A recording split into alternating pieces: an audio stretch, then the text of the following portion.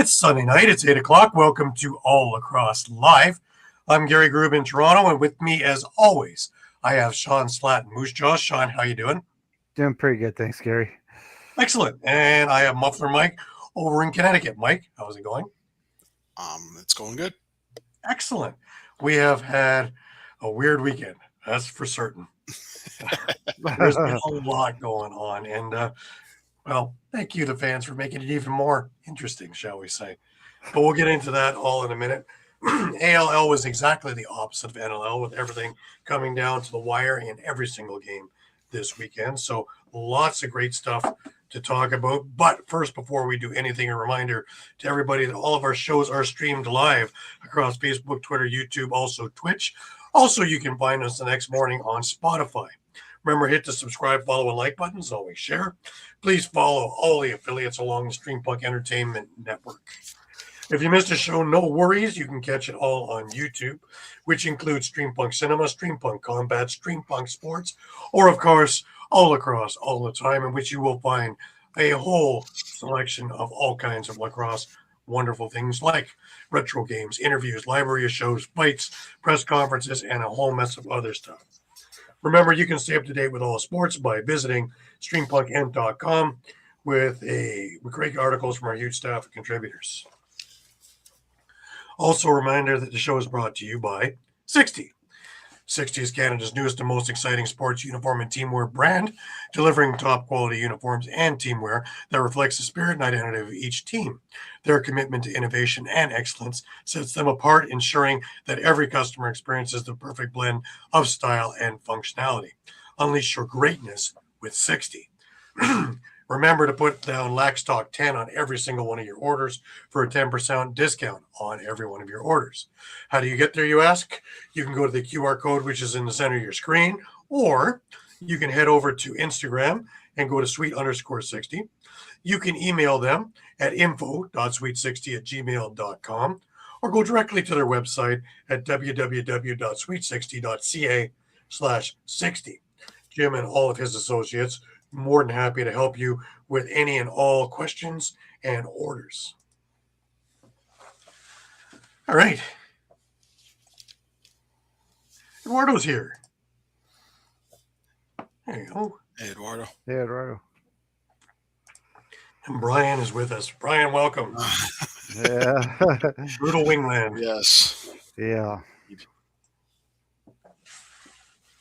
Well, you know, little rain must fall in all of our lives. It's been brutally cold over here. I felt like I was in Saskatoon. Shawn, tell me it's balmy and it's 96 over there or something.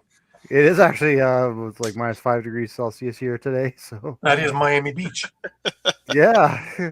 I went to work the other day and my Here. car went, holy jumping, it's cold. Didn't even give me a number anymore. It was in the minus 30s. And it's like, yeah. Gave up after that. Yeah. It's just, the car just looks at you and goes, Yeah. and it stays like this because it's just freezing. We're actually in a heat wave right now. I think we hit minus 7 today, just briefly, and now we're nighttime. So of course we're going back to the tundra, but it is what it is. Mike, tell me you're probably in balmy land now, right? Only with 40 feet of snow. No, not really. It's No way. still pretty chilly out here. It's single digits Fahrenheit. So Nice. Yeah. Nice. At least we're all doing the same thing. We're shivering together. Well, And of yeah, course, exactly. this room I lovably call the meat locker. In the wintertime, I can keep meat, and in summertime, I can cook rice. So, of course, I have my All Lacrosse jacket on because it's balmy in here. It's 11 degrees Celsius in this room. So I'm hoping the TV lights will start to illuminate and heat it up nicely that I'll have to take the jacket off in the second half of our program. That would like I say, you could swing meat things in here. Rocky would love it in here, you know. Well, we had a number of things going on this week. Some interesting stuff. Why don't we hit with first of all, Buffalo makes some news by releasing Mike Triolo and Ron John. Now, I don't know about you guys, but you make this big trade in the summer to bring Triolo over, and then you just release him without trying to get anything for him. Ron John was supposed to be the next big thing in transition, and sporadically when he got in the lineup, he did great things. and you release both of them outright. Does this make any sense to you, Mike? Not really. Ryan shivering too. I'm not sure what they have for draft capital for next year offhand, but Just because you got Spanger and Belcher back and you need to free up spots, I just don't see those. I really find it difficult to see it without using a one in a practice squad even. yeah, you should have had a spot open after you traded Orleman. Right, because Konstantopoulos was in last night's game. Move up to We the know active he's on the roster. main Now there's an open spot on the practice roster. Right, but of course, I mean, let's also take in consideration that maybe both Triolo and Ron John weren't happy with the idea of being put on the practice roster and just asked for their release. it's kind of funny because I think Ron John would be on the practice roster already, wouldn't he? Since he was coming sporadically in and out of the lineup. True. So none of it makes any sense to me. No. In the big scheme of things. Now, of course, when you release a player of Mike Triolo's capacity, of course, he lands a couple of days later with the Georgia Swarm, and Eddie Como had this to say. Mike's a veteran in this league who brings a strong presence to our offense. His size and skill allow him to create space and get to the net, and we're excited to see the impact he'll have on our team. Yeah.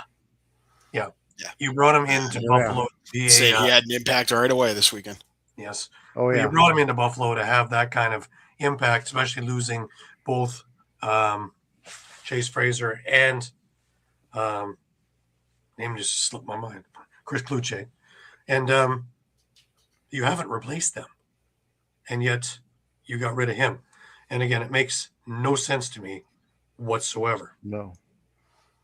I mean, we're talking about draft capital. I mean, it's a third round. But I mean, now Saskatchewan got Buffalo's third round pick in 2027. Georgia gave up nothing. They signed him as a free agent. Yeah. Free agent, yeah. It was a gift. And came a little later today, this year. Just real quick, for the 2026 draft, Buffalo does not have a first round pick. Philly has their pick. In the second round, San Diego has Buffalo's pick, but Buffalo has Calgary's pick and Vancouver's pick in the second round. Right. Ottawa has Buffalo's third round pick, their original one. And Buffalo has 2 third-round picks from Toronto and Vancouver, but I see asterisks, and I'm going to guess those are conditional. That is correct. And, Buffalo's going to be replacing a lot of guys because that is an aged team now that is showing its age, as we're seeing week in, week out. It's not a one-off lately. And while they have the goaltending issue, I think sort of rectified with some youth. We're not sure how good it's going to be in the NLL yet, but you might see someone like Steve Priolo, Paul Dawson retire. You might see a few of your offensive juggernauts retire, which leaves you decimated. And working with third round and fourth round draft picks is not going to do it, not in the long term. So. Unless they're going to plan on doing everything through the free agent market, and we've seen how that doesn't work in Toronto, things are going to get a little dicey. Compensatory picks, not conditional. Yeah, with the asterisk. Thank you, Ryan. Appreciate that. Yeah. So, a couple other things to talk about. Ed Como again in the news. Of course, he had his 250th game coached. Congratulations, Eddie. Doug Jamieson, 4,085 saves, 19th all time. There is a milestone. Another one was Landon Kells. He just passed the 3,000 minute mark. That happened quickly. Yeah. The Firewolves again in the news, and they fired Daryl Gibson. Now, my question is, did they fire the wrong guy? relieved his defensive. I really haven't seen much of a problem with their defense. Offensively, they've been all over the place. I'm not sure if they got the right guy in this, or if they should have fired anybody at all. Really.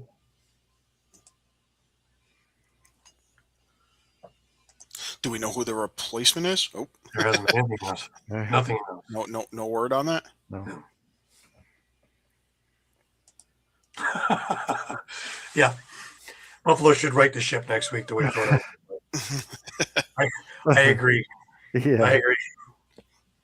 But it's so true, isn't it? What ails a team is bring Philadelphia in right now.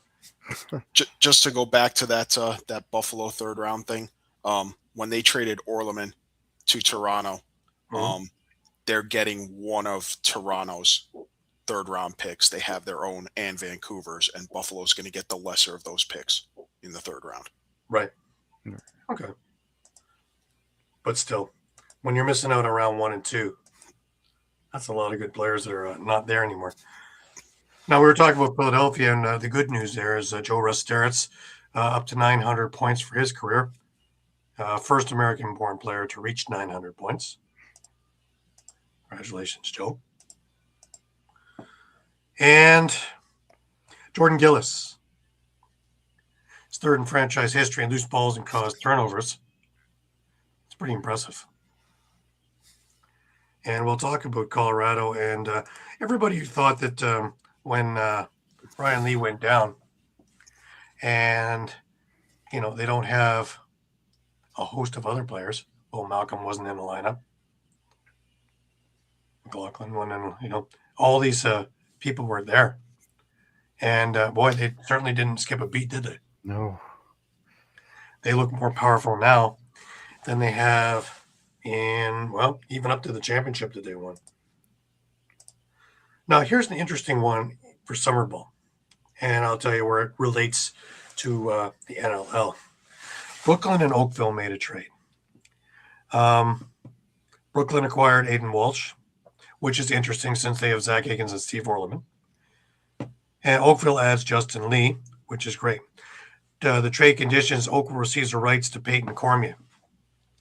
Now, we all know that Jamie uses the Oakville Rock as an audition for the Toronto Rock. He's been doing that for years. Seen many a player come in there before they would be a Toronto Rock and see if they fit into the system. Oh, there you go, Mike. Replacing his Mike McKay. Oh. Thank you again, Ron. But now we were talking about, I was talking last week about whether they should either trade him or find a place for him in the lineup because he's too good of a player to be sitting in the press box for 2 solid years. All of a sudden we see this. Do we expect something down the pipe? Maybe to get him into Toronto? Just a thought. And to answer the question of why Aiden Walsh is there, he's not playing this summer. So it'll be Orleman and Aiden Walsh doing the Brooklyn duties. Unless Deacon Knott comes up and plays some of that, but he's been with Peterborough, right? So he's been doing the backup goalie for Peterborough for the last year especially. So interesting. Just to hit on to some ALL before we get into all the NLL action. As I was stating before, we had probably the most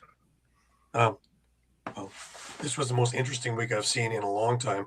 Power rankings wise, we barely had any movement. On Friday night, you had Brampton and Oshawa get together, and this is a game where I think Oshawa could have won. They keep showing that they are a really good team against great teams, and then they put up dogs against some other teams. And losing in overtime against Brampton is no slouch. They lose 12-11 in overtime. About halfway through the overtime period, Curtis Ward scored, and it was over. But I think that Oshawa is onto something, but their consistency isn't there. And Ryan, maybe you can speak to it, being part of the Oshawa organization. Yeah, well, don't think so. Tell us how you really feel, Ryan. Ryan is that guy. So I don't think that's the thing. I'm just thinking that between not having full lineups and a number of other little things there, and of course, as we all know, Oshawa goes as John St. John goes. If he has a good game, Oshawa has a good game. If he's not 100%, Oshawa is looking for creativity, and at times it's not there. But I have always liked this team, and I really am pushing for this, to get here. We're in the latter part of the season is when they need to get it together, because we have seen upset year in and year out in the playoffs. And at this stage right now, they're going to be facing either Toronto or Brampton in the playoffs, and both are tall tales right now. Moving into Saturday, we had a pair of games, and the Steelhawks just get by the Six Nations Snipers. Now, again, Six Nations has been playing. It's had some decent games this year, and it's had some not so consistent games this year. Whitby has been looking great the last number of weeks, and I really didn't expect this to be as close as it was. So kudos to Six Nations and Dusty Hill, who was the second star of the game, for being just stalwart in net. Ryan Shikowski, he was the first star, the Whitby goalie. But 10-9, a real good pitcher's duel in there. The later game was what's happening. Thank you for joining us. Appreciate it.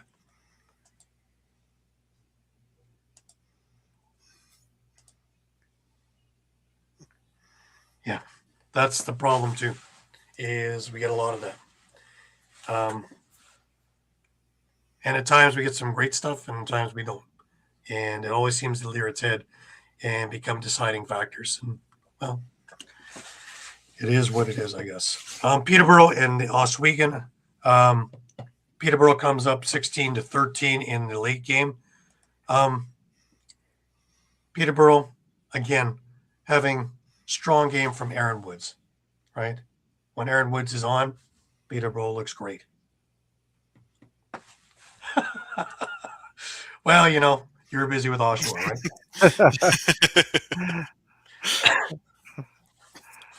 But from our perspective on the sidelines, seeing some good things. But again, Peterborough puts up a strong game. Eddie Renault, friend of the show for Oswego, had 4 goals and 2 assists in this game, and a bright spot for Oswego, who is still in the middle of the pack, but is yet just to get that final little oomph to get over things. We had a barn burner this afternoon over at the ILA, and it was Toronto just edging out Paris 16-15, and this came down to a goal from the Monarchs. Jordan Dance scored with just 25 seconds left in the game to be the game winner. And this is after Paris spent the last couple of minutes coming back from a 15-13 deficit, tying the game with 45 seconds. It looked like it was going to OT. And then Jordan Dance scored 20 seconds later and dashed all that.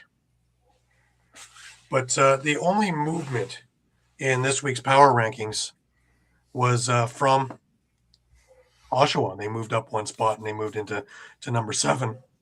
Six Nations took the spot number 8. They've been jostling all year.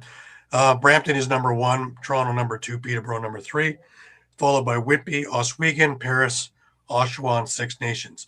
But if you look at it, with the exception of Brampton, it's sitting at 6-1. In second, and tied for second, is Toronto and Peterborough with 5-3 records. Whitby's got a 4-3 record. Oswego and Paris are 3-4. 3-5 for Oshawa, and 2-5 for Six Nations.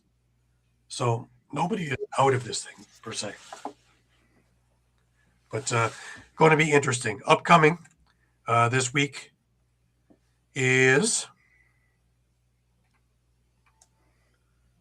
Friday night, you have Whitby heading into Brampton, which is going to be a great game. Saturday at track, I believe, is going to, yes, track is Peterborough and Toronto in another excellent game, as well as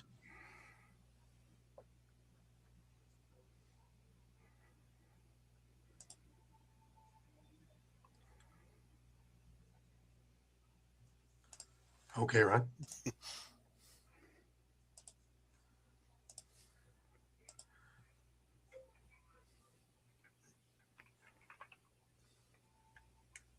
All right. The ALL site's down. It's at 0-0 right now, according to the site there. 2-6. Sorry, 2-6. My error. I gave you credit. I must have been looking the wrong way at my turn. Anyways, continuing along. On Sunday, we have the Snipers and the Oswego Bears, which is going to be a hell of a game as well. So remember, for $10, you can't go wrong. You're catching NLL-style games, NLL-style talents. Got it. I got you. There it is. He is right. 2-6. Or Six Nations in Paris are sitting at 2-5. Right. Alrighty. Why don't we bring ourselves on? I'm going to bring Pat on. Pat, welcome. What's up, gentlemen? What's going on? Oh, one more bit of ice. Paris at 7 p.m. at the track as well. Oshawa and Paris. So it's going to be a big week for ALL. And playoffs are not far away. So everybody is going to be ramping up. How you doing, Pat? Well, you know, 6 straight losses. I'm close enough to the crazy house now. Let me just have a sip of tea for you. Sorry, Pat. Yeah, I don't know how can I take this anymore. 1-6, 1-6. You know, I thought we could be somewhat optimistic. I thought, you know, Michael Sowers and Brandon O'Neill were going to be the saviors of this team. It's not them. It's not the players to me. It's like I know, Brian. I know you and I have talked plenty of times. It's to me. I think it's the play calling. It's not Ian Rubel. I think it's whoever's offensive play calling is. It's one half they show you they can play lacrosse. Next minute, who's calling the plays here? I don't know. It's ugly. You have for the second and third quarter, they were just dominated by the Seals. Now the Seals have brand new life. This was a team that was going to be perhaps another bottom feeder with the Philadelphia Wings. Now the Seals have brand new life, beating up with the Water Dogs. The Wings twice now. They got brand new life. Now everyone's clicking. You have Ben McIntosh scoring. You had Patrick Kavanaugh scoring. You got guys who are scoring up and down on that team. And the Wings have Joe Terrence, who got a hat trick, Gippy, and Michael Sowers. That's it. Like, there's no secondary scoring, no nothing. Yeah, it's not looking good right now, is it? No. In retrospect, though, you know, you're looking at San Diego, and they have found it now. Over the last 3 weeks, San Diego, since the loss to Toronto, and since Chris Riglieri has come back in net, San Diego seems to have found some magic. But this is the same thing. Philadelphia gets off to a good start, and then they just run out of gas. Literally in the second and third quarters, they had nothing. They showed nothing. They did nothing. No, and they didn't get going until middle of fourth quarter, and again, it's I'm seeing design plays where the defense look like they're getting cooked, in the offsets. Or I was watching Pat Kavanaugh come across the middle with his goal. They're just getting cooked, and like the week prior, you watch that game. I watched, they were very creative. They were assertive. They got in the an all set. They took their time. Then they went to go up tempo, and this team is not designed to go up tempo, because once you do that, your defense does not have time to plant their feet while everything else in the background is just going haywire. From Doug Marcus. Coaching's been a disaster since Paul Day was named coach. San Diego stopped their vet and is loading up with young players. Finally, what we've been saying before, and Buffalo's going to start getting into that now too, being too old, too slow, and not having it down the stretch. San Diego's changed that now, and they have a lot of young legs in there. Philadelphia is having all kinds of trouble meshing and getting things down. I mean, you guys would probably know more than I would. I mean, did they think that Michael Sowers and Brandon O'Neill was just going to be their light saviors and just save this team from a demise? Well, they put all their hope actually in Brandon O'Neill as being a number 1 overall pick. And,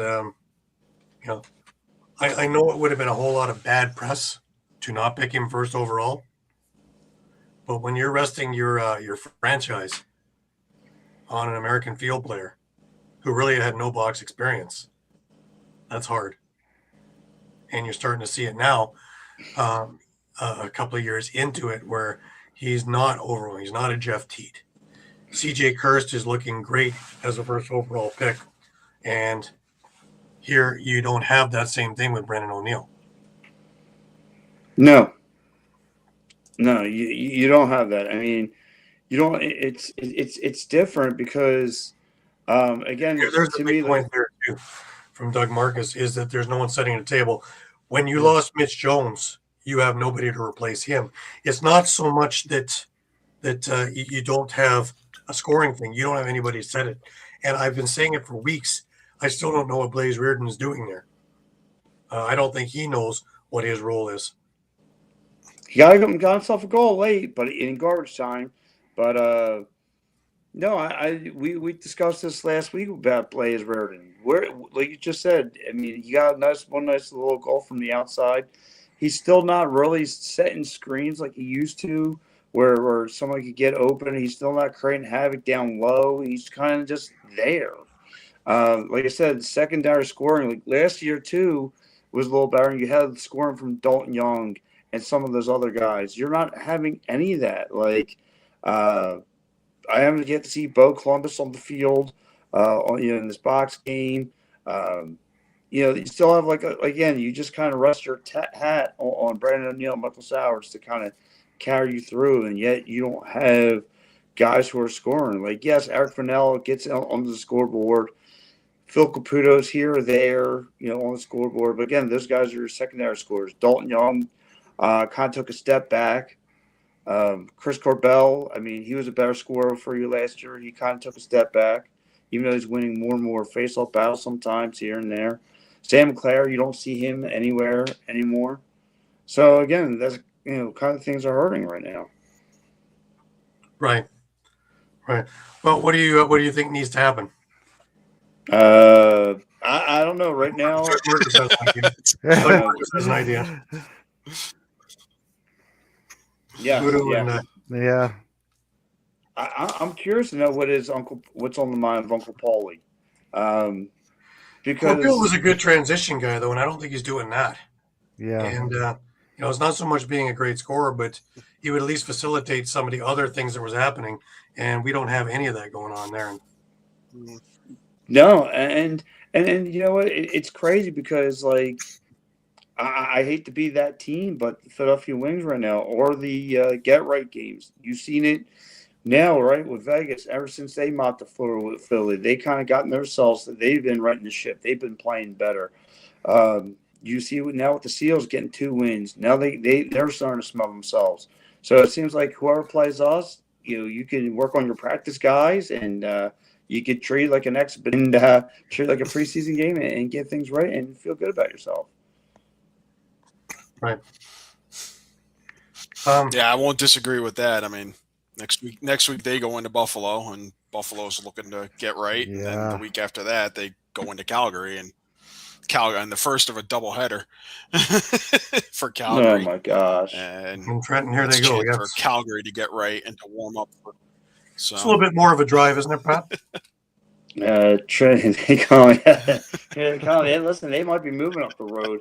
And like I said, it's just terrible because I got hyped about this defense. I got hyped about this team. I try to be optimistic to say this team was going to be a sleeper. Because they got Brandon O'Neill, because they got Sowers, because they were going to be led by 2 young puppies. Joe Dress Stearns was just going to be a journeyman. He was going to help facilitate. I expected this kind of production from Joe, and but not like this. I didn't think it was going to be this bad. Like I said, there's no secondary scoring. The play calling has been abysmal, where they try to go up tempo. It's only backfired this team because the defense don't have enough time to get on the floor. If there's anything a plus though to take away from all of this, is Nick Demuth. Nick Demuth has been playing a lot better between the plays, despite the losses. He's been laser focused. I've seen him. It's a shame because there's no wins to go along with his hard work, and it's a shame because he's putting in some laser focused work I've seen from him. Yeah, no, to your point, Pat. I mean, I think that's what we said all season. Is it looks like the Wings have the pieces, and I always want to put it to the analogy of a jigsaw puzzle. You have all the pieces, but they're just scattered everywhere, and you just don't. There's no way of putting it back together. Like you don't even know where to even start. Like, and it's weird. Like you're right too, Shawn. Because it might start in the shot department. I mean, they gave up 62 shots. Yeah. No. And I mean, as well as Demuth's playing, when you get pelted with that much rubber. Yeah, it's true. And let's also remember that he did get pulled, right? As Ryan brings up too, he got pulled after 5 goals that really weren't great. And Deacon came in and played the rest. That's true. But I mean, look at last week, right? You had Nick Roswell, who gave Trevor Batiste, one of the best faceoff players in the league, trouble. You're winning your faceoff battles last week. What did we all talk about last year? You start from the inside out. You start at your faceoff guy. Nick Roswell was looking good. Nick Demuth is looking good. Cameron not playing either. Right? Yeah, it's true. So Cameron actually got released when they when Domini got reactivated. So Brian Cameron, I believe, is a free agent right now. And then we didn't have they didn't have Nick Rowlett this weekend. No. Due to injury. And this was Bo Columbus's debut. 6 for 24 on faceoffs, but again, he's going up against Baptiste, so yeah.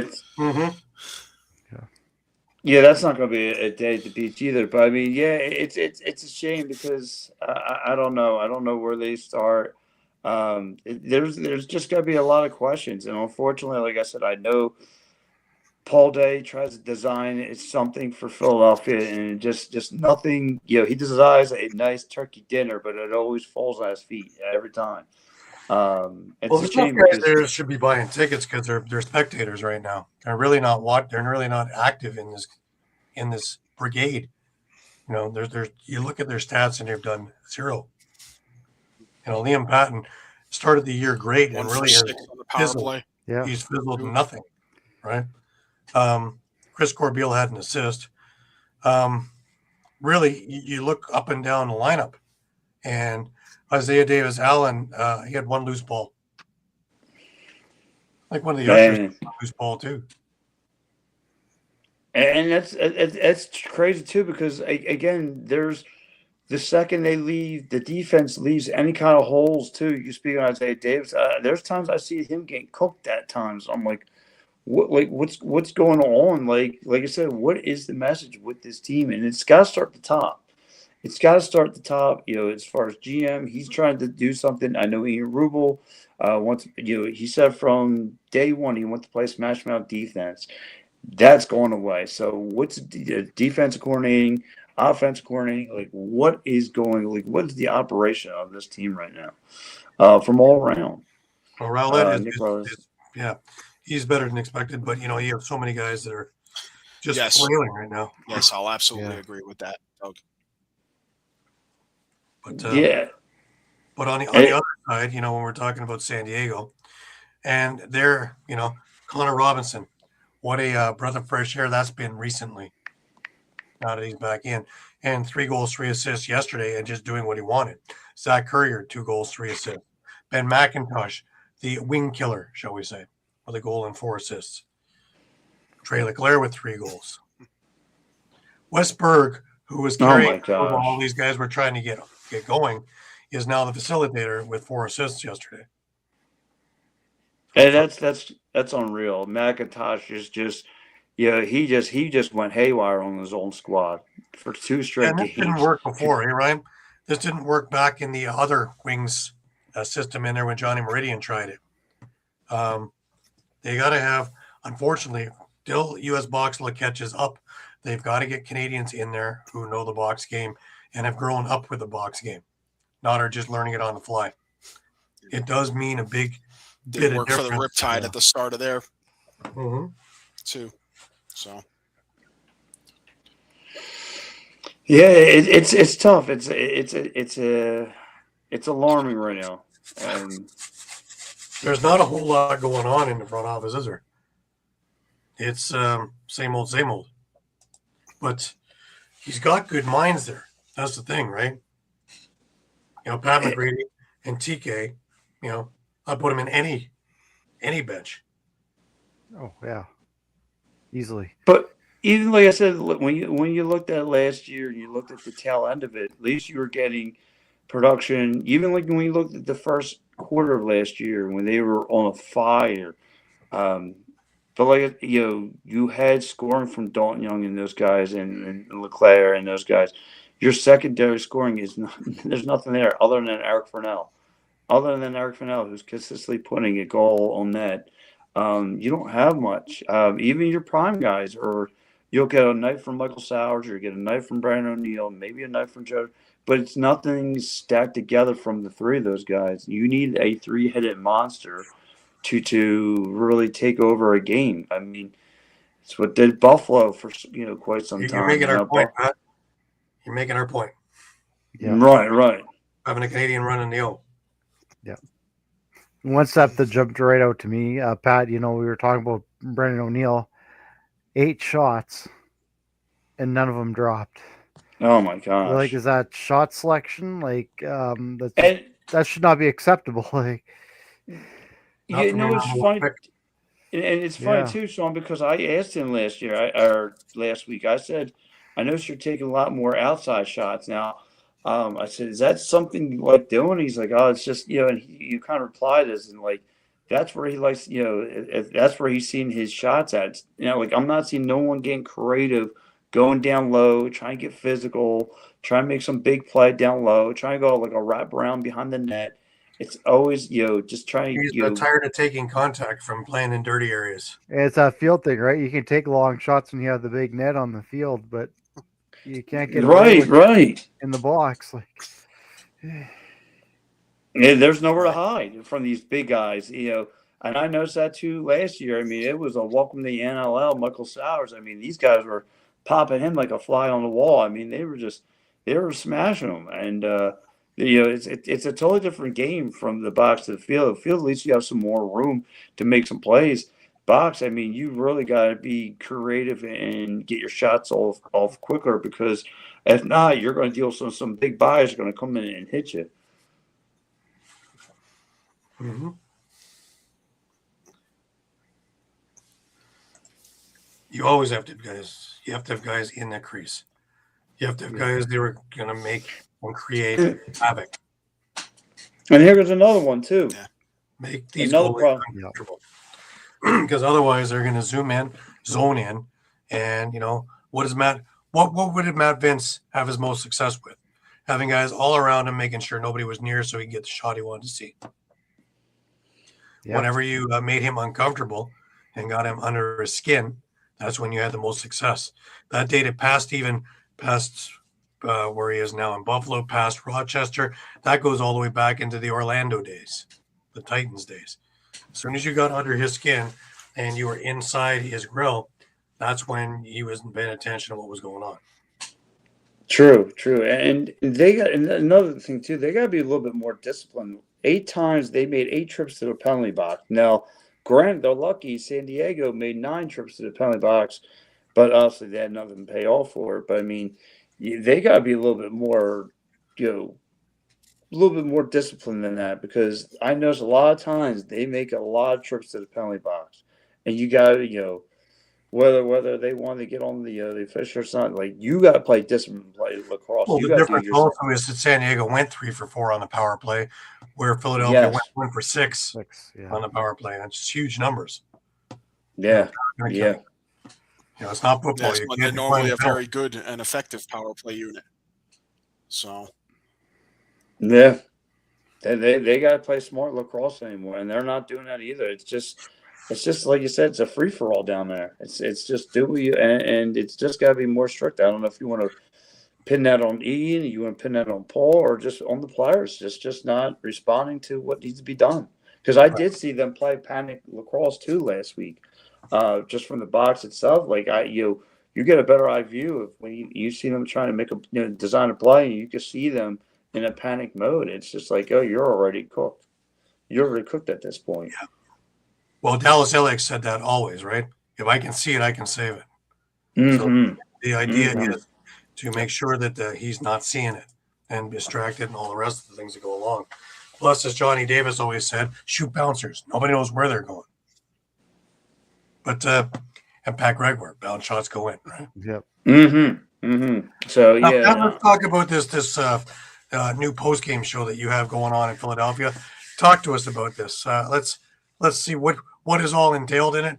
Are you having wings on? Are you having guests on? Or just recapping games? What's going on with it? Well, I should be bringing more of a vomit bag next to me. I was going to start eating wings with me, but I guess there's no point in eating that. No, it's. I started a little bit last week. I said since day one, unfortunately, I've been getting hit with all these snowstorms down here in Philly. Gary, you experienced a lot of them. You guys experienced a lot of them. I did talk with the PR people up in the wings. They gave me the green light. So therefore, I am now going to be doing post, and I did it last week. I'm going to get the official from Scott to do it here. So after all the post game interviews and all that other fun jazz, I will be in the press box, doing a show, half-hour post game show. So taking QAs and all that stuff. So anyone that wants to rip their hair out like I've done for the past 6 weeks, you could do that as well. Just leave it on the table. So I'll be up in the press box. Me and a couple other beat reporters will be there and taking some Q&As, and it's all for the lacrosse all the time and for the Stream Punk Entertainment Network. So, but this is gonna be a lot of fun. And like I said, I started a little bit last week. Had a great time doing it on TikTok. So now I'm gonna bring it over here. So it's gonna be a lot of fun. Don't worry, Ryan, we're going to do a road trip. We're going to go down there, and if we can make it there, if we can find it together, we'll get there. Oh, yeah, listen, you came, I'm the only one. I'll be the only guy up in the press box, smack my head off the test because of another terrible loss. So you can't miss me up there. So, yeah, it's a good time, though. I appreciate it.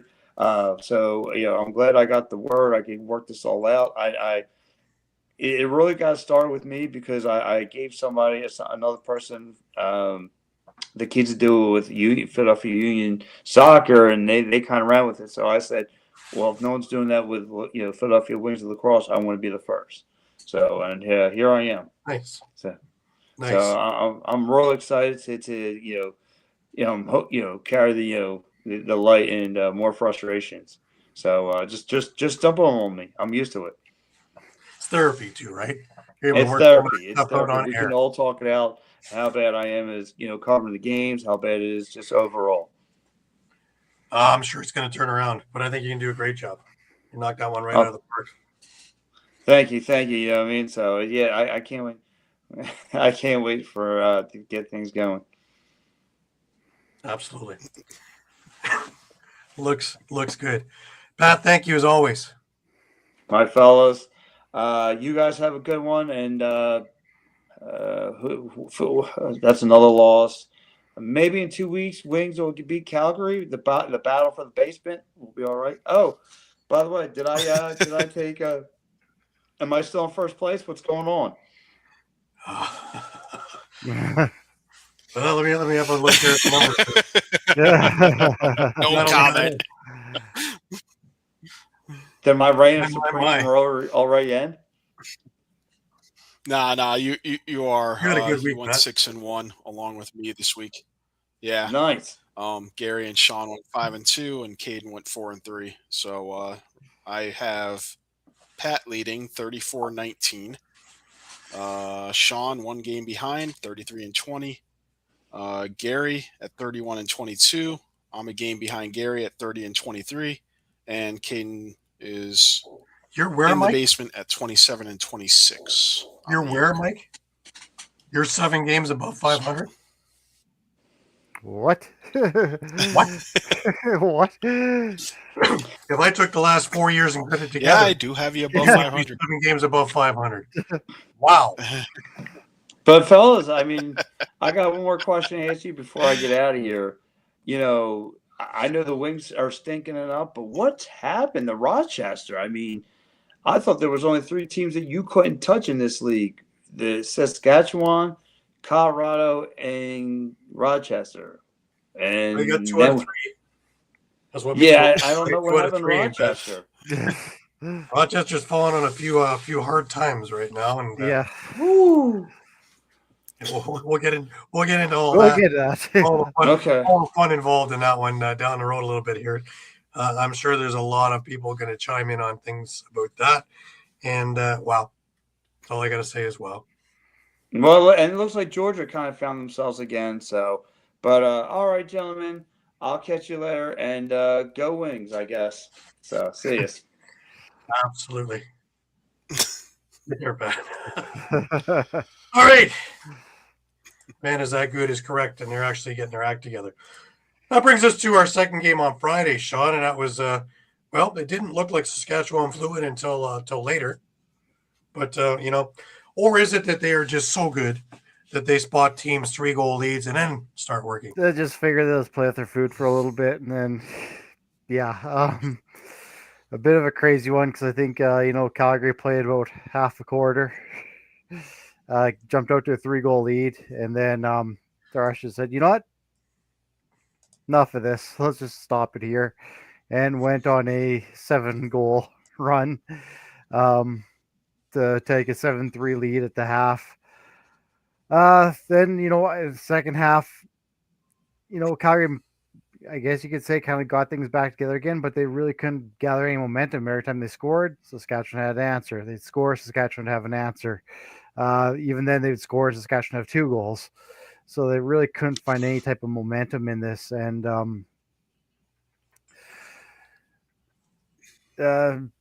so for Saskatchewan, Austin Shanks, 9-point night, 4 goals, 5 assists. Again, like, for picking him up a couple years ago, it's just been that, like, keep saying, that missing piece that Saskatchewan's been looking for. Robert Church, 2 goals, 6 assists. Ryan Keenan, 2 goals, 5 assists. He just keeps on having that hot hand, Keenan. Zach Mans, we were talking about that trade to Toronto. 4 goals, 3 assists. I mean, what Derek Keenan did to pick him up just off of the, bench of Toronto and found a diamond in the rough in him has been amazing. Frank Shiano, Arjun didn't see much rubber again, and that may be something to be concerned about with Calgary. Only 34 shots on net, while Saskatchewan just peppered Aiden Walsh with 63. I'm curious if he gets a game where he's hitting 40 or 50 shots and how he's going to react. Because, again, with 34 shots and you have 8 goals let in, your average isn't great, but you've done enough to win. Yeah, it'll be interesting to see for sure. I mean, like I said, I'm really scratching about my head with this Calgary team because, I mean, we saw what they can do. I always thought this was a team that was just a couple pieces away. I do think that is quite a potent offense they've got.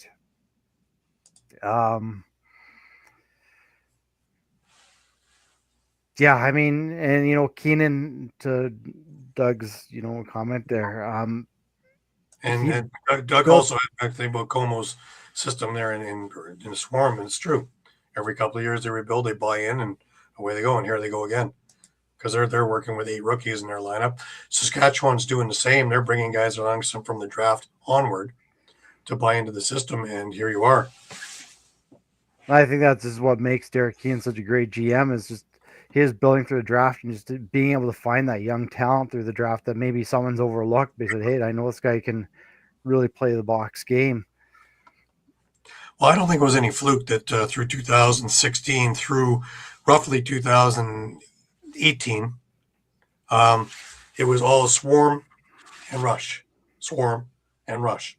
And when you looked at the draft, it was all swarm and rush and swarm and rush, because they knew how to build, they knew how to stockpile picks, they knew how to build through the draft, and then get the extra piece here and there. Then even through those rougher years again, I remember, Derek King coming out and saying, just trust in me, I can rebuild this, I can do it. Right. But again, for that point too, with Aaron Bold at the helm to win a championship, Frankie's just as good, maybe even a bit better. Frankie is always there in the finals, so it's got to be something for him, right? Yeah, it's just getting over that hump now and winning a championship. Whether it be with Saskatchewan, he's there, so he can get you there. It's can they get over the hump with him in net? Because I've yet to see that happen yet. But they're looking more powerful than anybody in the league. Well, we talk about the offensive depth. Like you had, again, Mans with 4 goals, 2 goals from Church, 2 goals from Keenan, 4 goals from Shanks. You had a goal from Brock Haley. It just comes from everywhere. It's just there was so Levi easy. Anderson sighting this week too. Yeah. Which was Levi nice. Anderson, he had an assist, but I mean, Josh Zawada had an assist as well. Even the young guys are contributing. A little bit of an interesting note, we did have one fight in this, and it was like 2 guys you probably wouldn't even expect dropping the gloves, and Jake Boudreau and Matthew Gauthier. I found that was kind of amusing a bit. It was a pretty good fight. Never mind. Yeah. Pretty good fight. But I don't think he's ever dropped the gloves before, has he? I don't think so. I don't remember Boudreau dropping the gloves at all. Like I say, they both look like they belong. So maybe there's something in the future. But it did get kind of chippy and ugly in the second half, and Calgary was starting to show the signs of the frustration of this. Yeah. And the last couple of weeks of just utter despair. And it looked like things are going okay, and then it turned south so quickly. And the end of the game also, a number of little things going on that some got penalized, some didn't. But it was interesting to watch. Definitely interesting to watch. Yeah. Again, like it's just even with that 3-goal lead, you just feel like okay, like the Russia's offense is going to explode at some point. It just seems like that's the way it goes. Here's the interesting one: is that this week Saskatchewan has got San Diego. So a couple of weeks ago, I would have made this just a lock. The way San Diego's been playing, I think that the style that San Diego plays might be the one that makes Saskatchewan work harder than some other teams. What do you think, Shawn? Yeah, no, I have no doubt. I think that game probably going to mean more for San Diego and Saskatchewan in the litmus test and see where they actually are. Right. Calgary gets Ottawa. Now, Ottawa's been floundering as well recently, ever since they beat Buffalo. And my question with that one now, just to get off of this for a second, is with Ottawa, we touted it as this big victory. But ever since that victory, Buffalo hasn't done anything. So does that taint that victory and make Ottawa a middle-of-the-road team? Because they've been beaten pretty soundly the last couple of weeks since then. Mike, what do you think? I'd agree with that. They've looked pretty Mediocre at well, best, both right? teams have looked pretty Yeah. pedestrian since that game. Yeah. Yeah, like I say, just kind of mediocre at best. And we already talked about it last week or the week before, where Ottawa's already played more than half of their home games, and they have a losing record at home. Right. So the back half of their schedule is going to be mostly on the road. I'm thinking so for the Bandits as well, because they played a lot of home games too. They have the next week against Philly will be their halfway At point. home. But they're 2-2 right now. So alrighty, let's move on then. We move on to Saturday. remember that they don't have those easy opponents at home either. Right. After Philly, their remaining home games are Colorado, Rochester, Saskatchewan, and Vancouver. Now, we were talking about Georgia, and Georgia got Halifax this week, and I thought this was going to be a really strong game for both teams. Now, I picked Georgia to win, and I'm very happy I did, but what's going on with Halifax? Because I haven't seen anything. Yeah. Good question. You can't blame it on discipline in this game. They're just not. They're just not getting the production out of the. Not the production they have expected out of some of their guys. Yeah. Aaron Good is right. Well, we thought they were onto something early on in the year, and since that, I guess when Warren Hill gave up only 2 goals against Oshawa, we thought, wow, we really have something there. Since that point, though, we've seen nothing. And when they got absolutely beaten like a drum in Oshawa in the rematch, from that point on, nothing. And with them trading Dawson Theed to Oshawa, is that waving a white flag?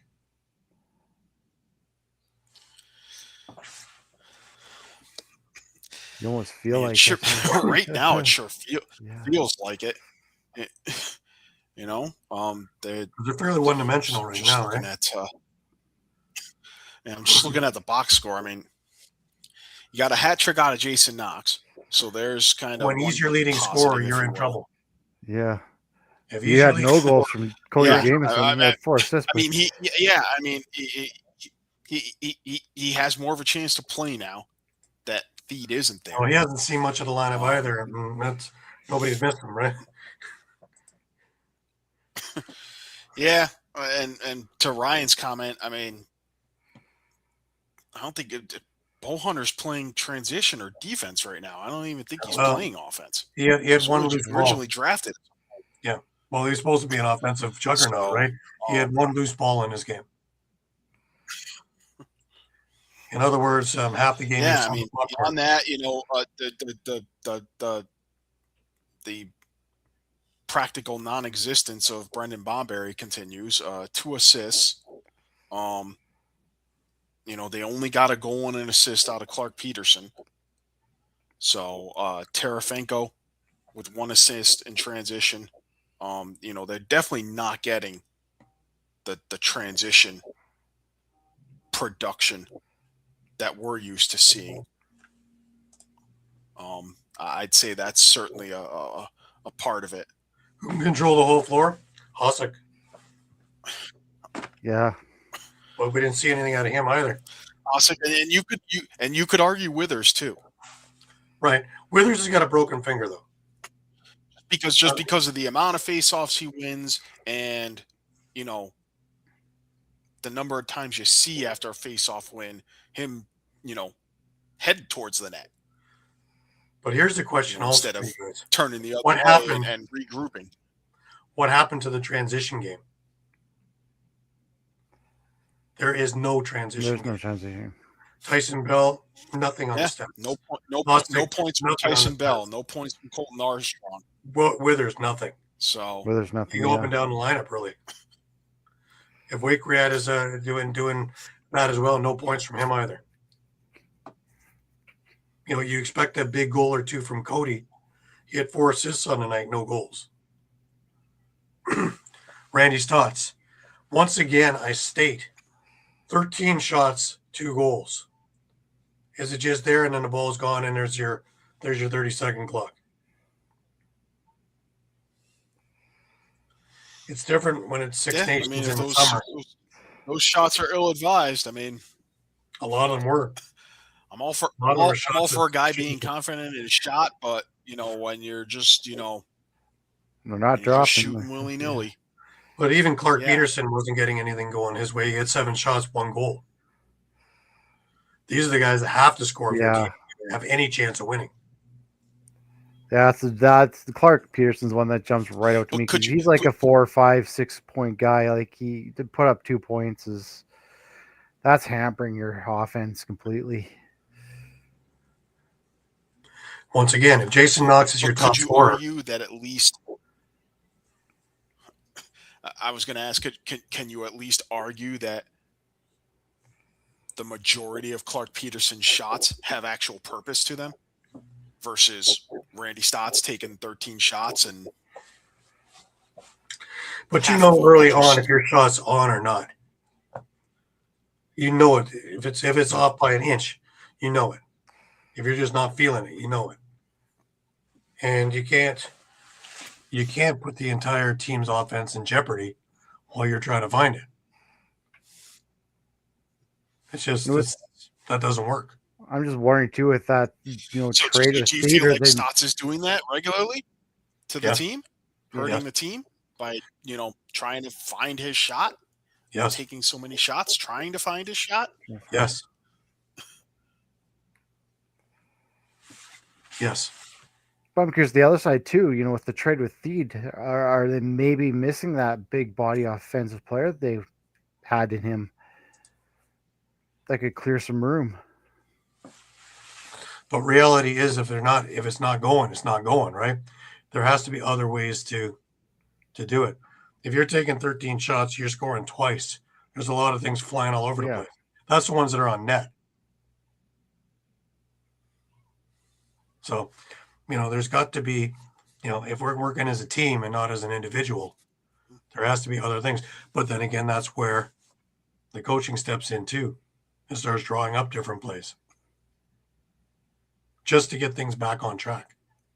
I'm not saying don't shoot, but I'm saying if it's not there, don't shoot it. Don't shoot for the sake of shooting. Not everything has to be for ESPN. I love watching Clark Peterson's quick stick goals. Are they highlight reel goals? No. Do they count as much? Yes. Take a look at when Halifax was winning early in the season. You were getting production from everywhere. It wasn't one guy. Everywhere. Your transition game was doing things, and 3 or 4 forwards were scoring. You weren't relying on one guy. And I tend to think that things are Titanic-wise. They did outshoot Georgia 54-47 for the game. Okay. I can also say Georgia had 8 rookies in the lineup. They still found a way to win. When I look at Georgia, True. Yeah. Nolan Byrne, he had 4 goals. He had 9 shots. That's fair enough. And Doug's got that right. Shoot smart. Deception matters too, right? Defenders as a screen, but not just shooting for the sake of shooting.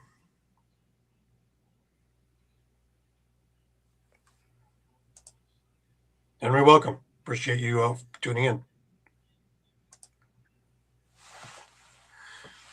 But looking down the line again, Jordan McIntosh, who has scored in every game that Georgia's won,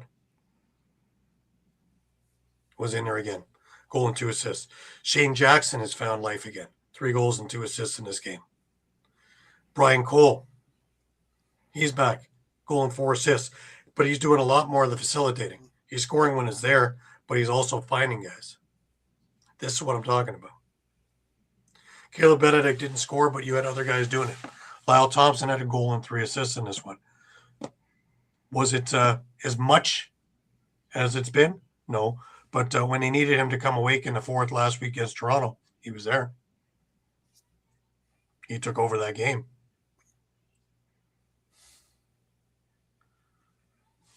Just seeing if there's something there that we're not looking at.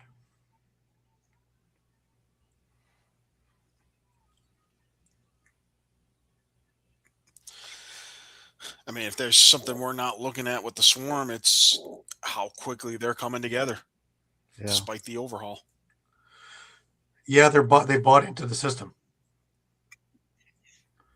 They bought into the system. They have good solid players. Maybe you can use the reverse argument for Halifax that after years of most of the same guys being together, they're starting to fall apart.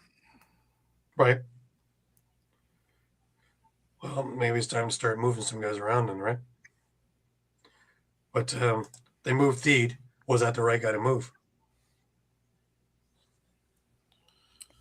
I know, because it seemed like that was kind of the point I maybe was getting at. It seemed like the offense was at least kind of doing something with Theed in the lineup.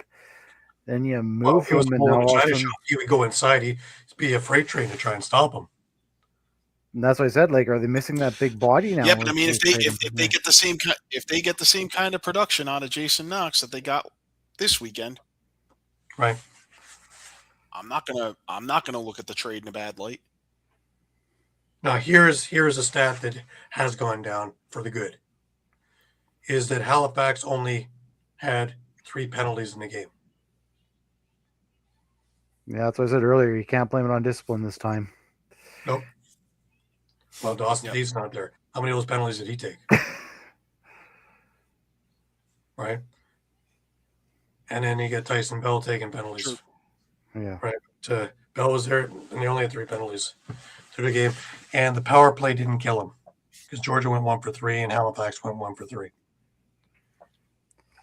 And possession-wise, Halifax, Withers, 19 of 21. Which, again, puts that argument, is having a solid face-off guy be all end-all? I'm starting to believe no. For a while there, I was convinced yes. But the Rock have been doing it now without T.D. Erlin all season. Georgia won handily and won 2 faceoffs all game. And I'm certain if I look at the tape, it is because they jumped quickly, not because they won it.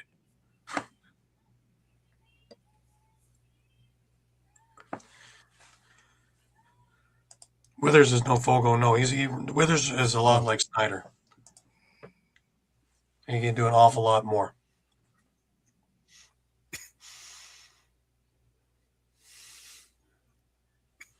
No, I mean, I definitely understand the point you were trying to make there. I mean, we've seen I don't know how many times now, but it's starting to fill up at least one hand where we've seen Withers have a performance like this or even better, a perfect game at the dot, and Halifax still loses the game. Yeah. Yep. And we're seeing it more often now.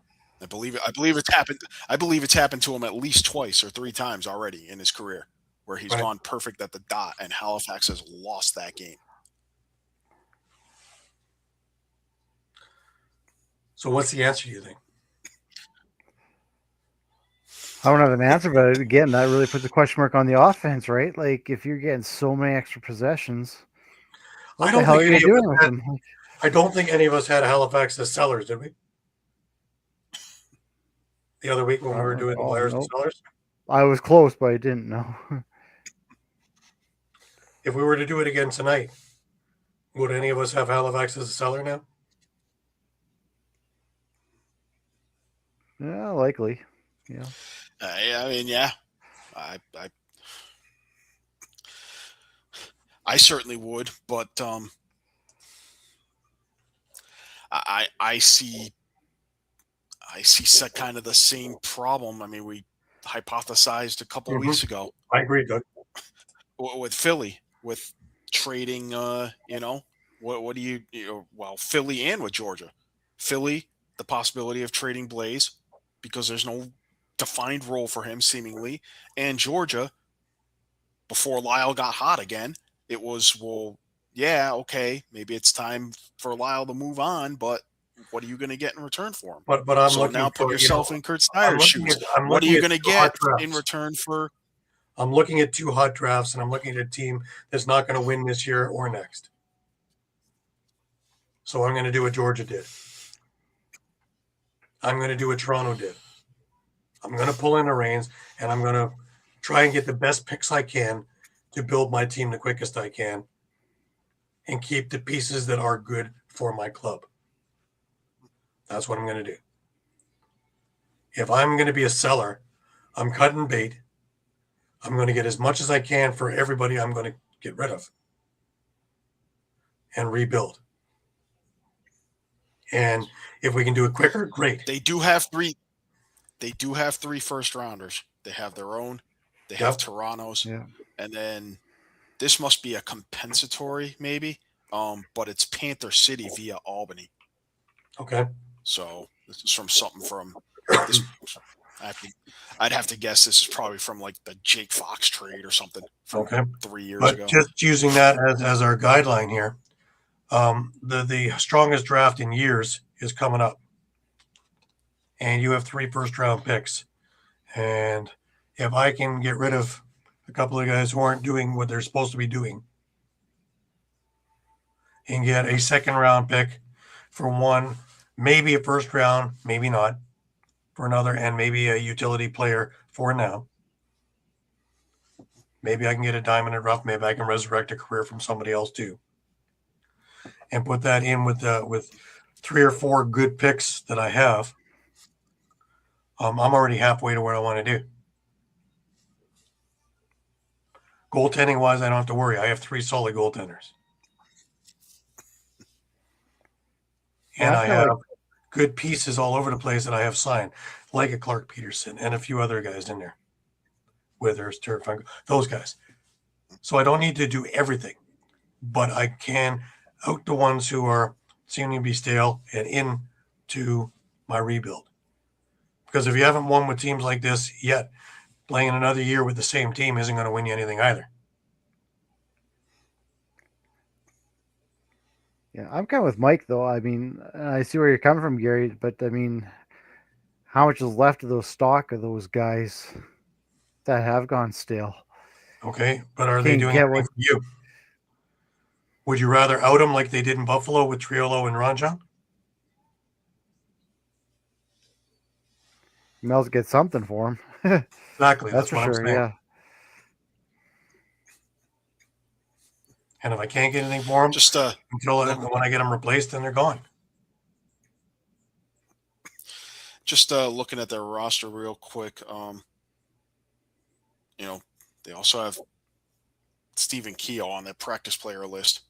I want to jumpstart the offense. But a few guys on their draft list, Jack Charbonneau, who had a pretty good summer in Burnaby last year. Alex Marinier, Ajax Zapatello, who we've seen shine with the Whipsnakes in the PLL. And let's not forget, not only is Thomas Hogarth on injured reserve, Trevor Smith's on injured reserve. Right. That's a big part of their defense, too. I never understood why they didn't hold on to Zach Kerrigan, to tell you the truth. Honestly. He's a good enough player, and he proves it every summer to at least be in the conversation. And how about Aaron Woods? Aaron Woods is a great one. How about Aaron Woods? He was there too. Philly, sorry. But either, so. I've had him earmarked to Philly for 3 weeks now.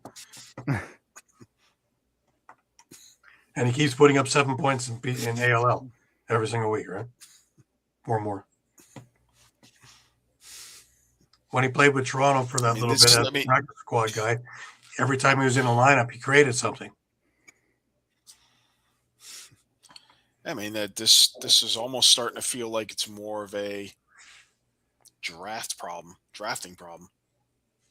Like you're just drafting guys and they're subsequently not making the team. Right. There's a problem there right from the top. Then. So maybe you're underestimating them, or thinking you should just go with or maybe you're bringing in a guy and just didn't think he was good enough, and he shines elsewhere. Or do you have the Buffalo Bandit problem where you're bringing guys in, but you just want to stick with the old guys that are quote unquote proven? Right. Well, when you're winning, that works great, but it doesn't work so good when you're not. Yeah. I mean, hey, we've seen that happen with Christian Watts in Buffalo and in Halifax now. Mm-hmm. Yeah. Yeah.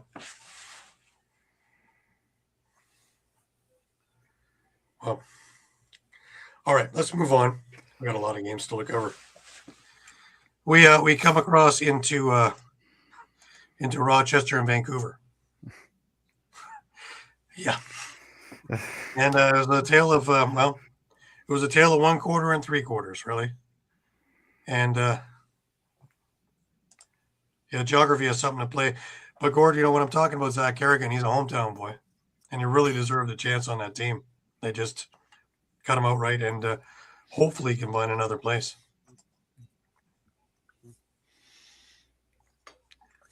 Alrighty. Let's have a look at this Vancouver-Rochester game. And, shall we address the elephant in the room right off the bat? Let's get into it, I guess.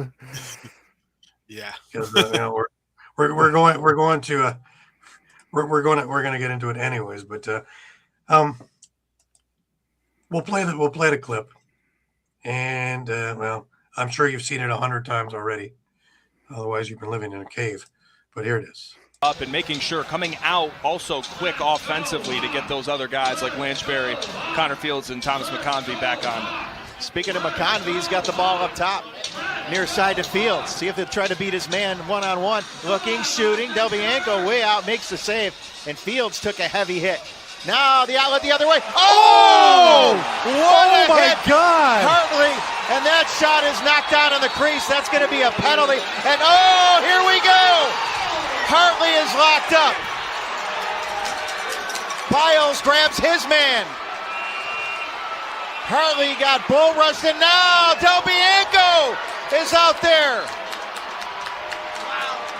Connor Fields is tied up with Charlon B. Well, Gore's comment, of course, is now let's teach the goalie the rules. Well, let me just bring this up for you. And here is what the league is going on, of course.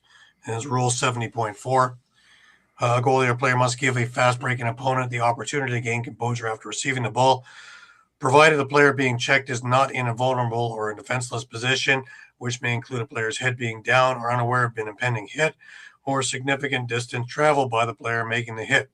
An inappropriate penalty for illegal body checking shall be assessed based on the severity of the illegal contact. This is case study for all of that. Every single point on there. Was it exciting? Yes. Was it ill-advised? Yes. Was it intentional? Hell no. But,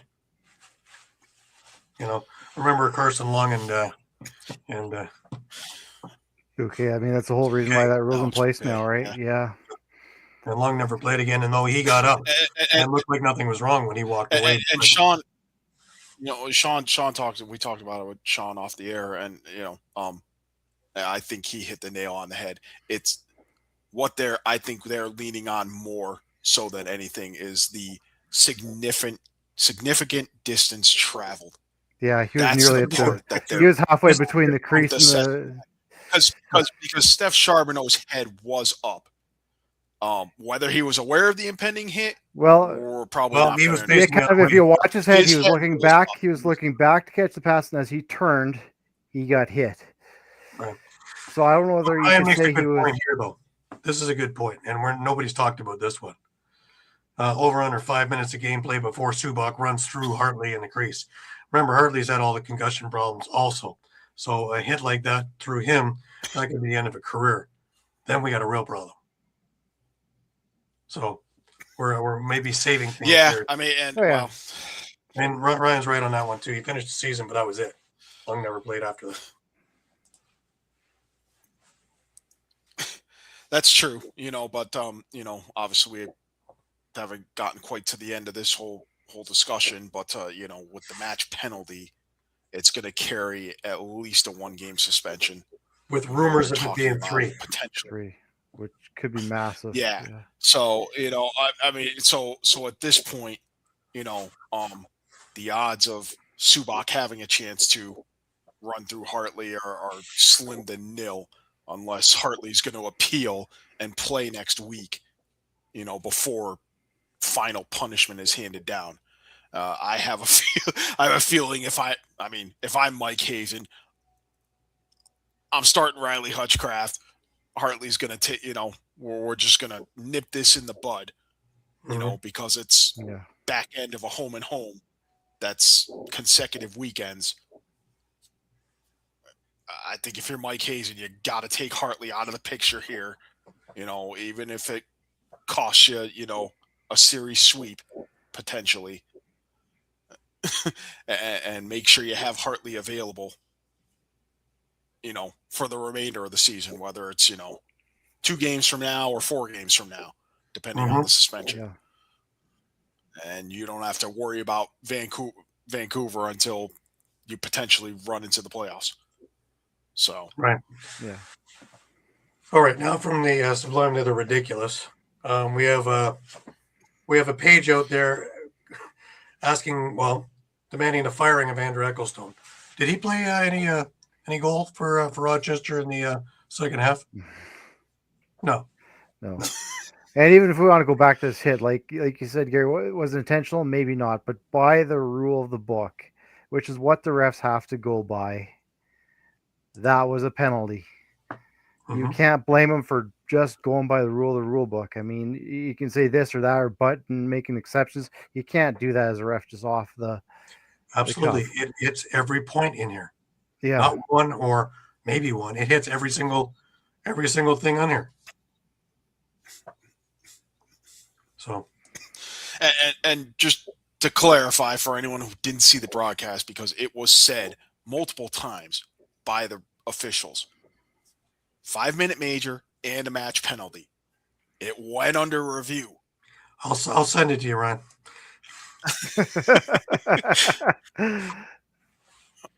It went under review and then it was upheld. So, I guess I just have a hard time with this idea that the refs are somehow taking it lightly or taking liberties here. I don't think that's the case. No. Because they did what we've been seeing them do, major penalties. Call the major penalty, review it. I get that it, can sap momentum and all that, and, maybe takes longer than it should. But it's kind of the way it's been designed since they kind of switched to this system of having any major penalties undergo automatic review. Right.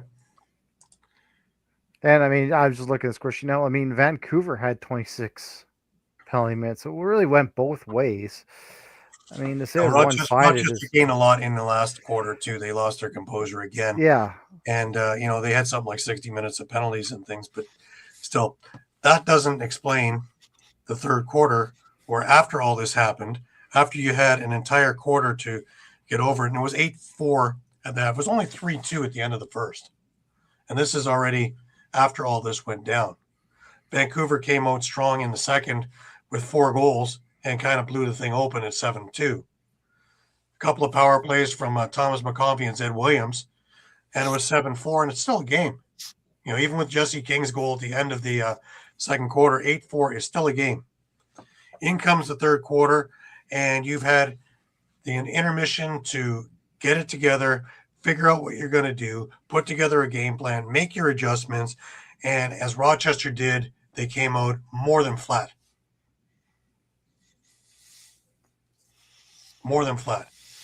7 goals to nothing in the third.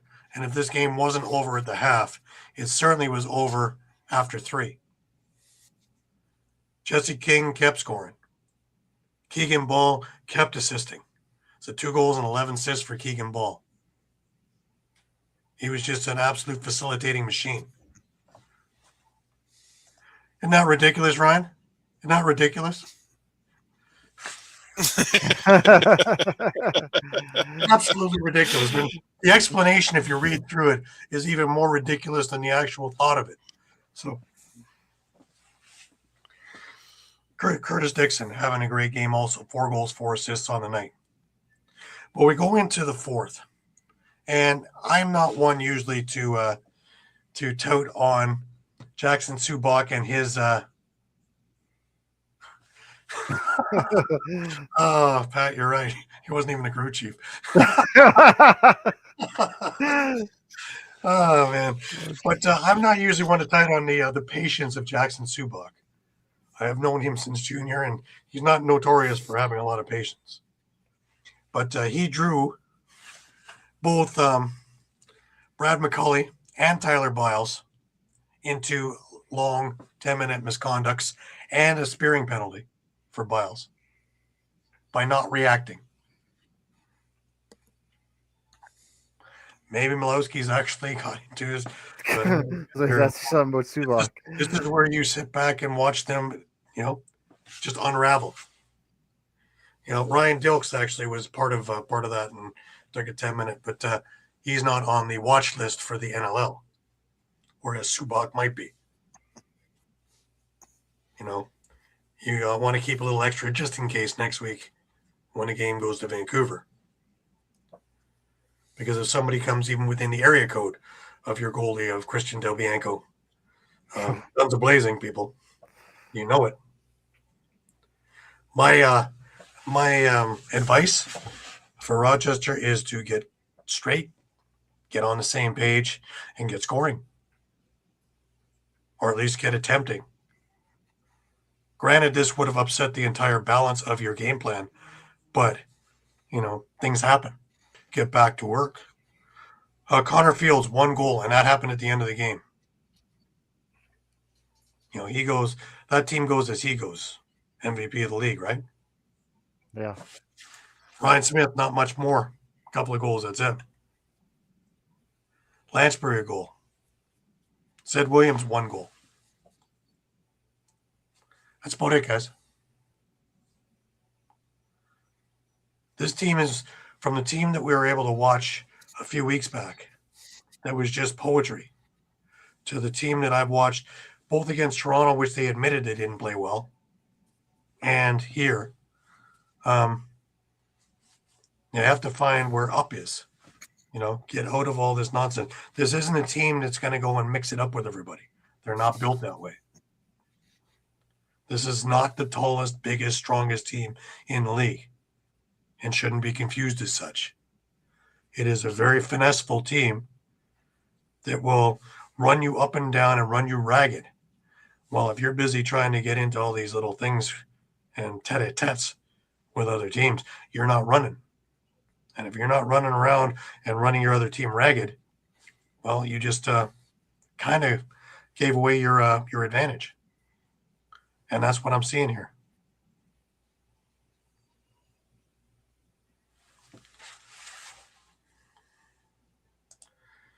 He does to a sense. He's actually even to a little bit more of an nth degree, but all the way since junior. But he can play. That's the thing, is he can play too, Subak. And he's shown it. But he's taken on a role, and because he's big and strong, sometimes he get pigeonholed into that role. Doug, I don't think it was because of the flu. I think it was the entire thing went on its ear from that point on. You awoke a Vancouver Giant that was already waking up, and you decimated your own team where everybody kind of got off of the Nighthawk page and went on to their own individual page. And you saw really nothing of cohesion there, which is odd. Because usually that team is very cohesive. And that's what Mike Hazen demands of his players, and that's what the players usually go about their business doing. This is a team that's very, very together. And when a piece falls off like that, remember when Rylan Hartley got hurt, the team also had trouble kind of readjusting. He's that emotional guy that rallies the team. So, yes, was it an emotional thing? Yes. But when he's out, and if he's out for a couple of games, the team has to figure out a way to win because the season's still going. Any thoughts, Mike? I mean, my only thought is, next week you see him again. Oh, Gord.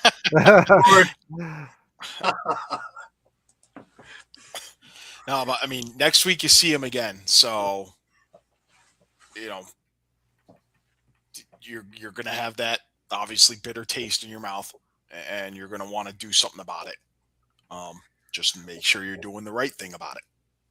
Yeah, otherwise we're going to have a repeat of this game. And Vancouver's going to be on instructions.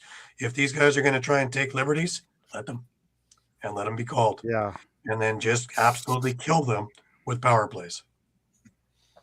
Because that was exactly the point I was going to get. It just seemed like in this game, like once things started going wrong for them, it just snowballed and it just unraveled. And they just couldn't compose themselves after that. And the other point I want to make, we were talking about the suspension. We look at their next 3 games. Again, that rematch against Vancouver. Big matchup in the standings. Ottawa, maybe a little bit less so. Then Saskatchewan, another big matchup in the standings. You got 2 of those 3 games are big matches up, and you might be without your starting goaltender. Now, do I think it should be a 3? No. Do I think it warrants the 1 game as it being a match penalty, which is what's in the rules? Then great. But do I think it was intentional? No. Do I think it deserves any more than it does? No. And I hope the league takes a couple of days to go over it with everybody and then figure it out and take a step away and then do it. Because, you don't want to jeopardize an entire team. It happened, yes. Unfortunately, it did. And it was a spur-of-the-moment thing. And, don't forget back, how many times have I read now back in the 80s, back in the 90s, this was a regular thing in MILL. If you look at some of our retro games, this is a regular thing. But this is why we have the rules that we have now. And that's what the rule is. Yeah. And that's what we have to abide by. We're not making new rules. We're not making new acts. Whatever the rule is, let's do that. Let's not add to it, and let's not detract from it. We talk about public safety, right, Gary? We talk about public safety or player safety, right, Gary? I mean, this is let's face it, guys are bigger, faster, and stronger than they were in the 80s and 90s. And it's very much, again, intentional or not, that could have been a lot worse than it actually was. Agreed. No reason to run it, but when has thought come in retribution? Right? Yep. And they'll have that chance next week. Yep. Yeah, see, if they do that, then they deserve everything that the book has to offer them. And then some. Oh, yeah, 100%. Because now you have case law. And it goes back to our point. If they run Del Bianco again, you're unraveling again. And you're best to just stick to your game plan. Just forget about it. If I'm Brett Frood, I would be in Vancouver for this game. Oh, yeah.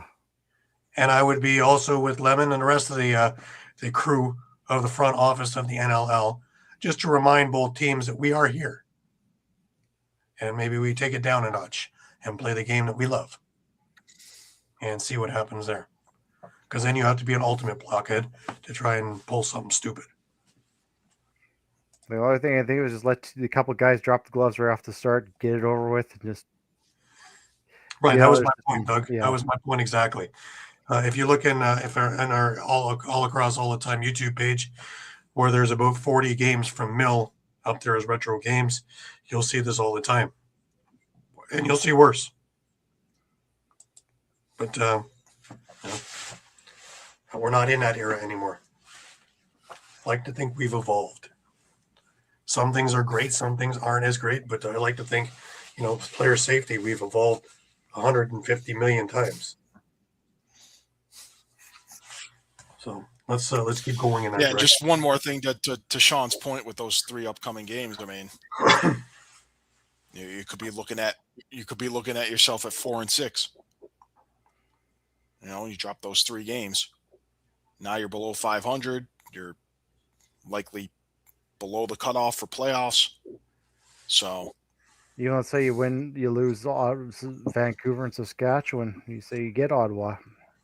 Still, those Vancouver and Saskatchewan, those are teams you're chasing for a playoff spot. You can't lose ground on them. yeah. All right, let's move on because we still got a bunch to cover.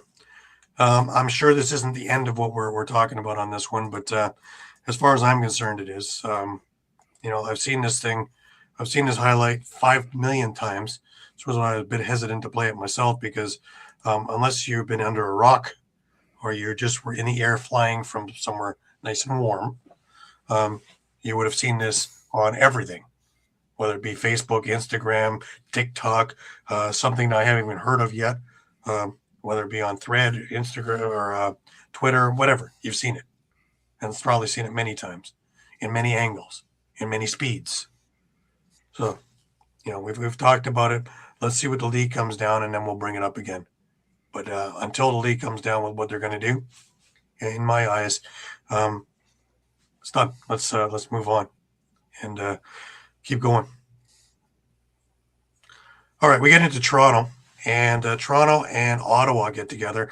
Now, we touched on this slightly already, that Ottawa has been having some problems lately. Ever since the Buffalo game, they haven't seemed to look the same.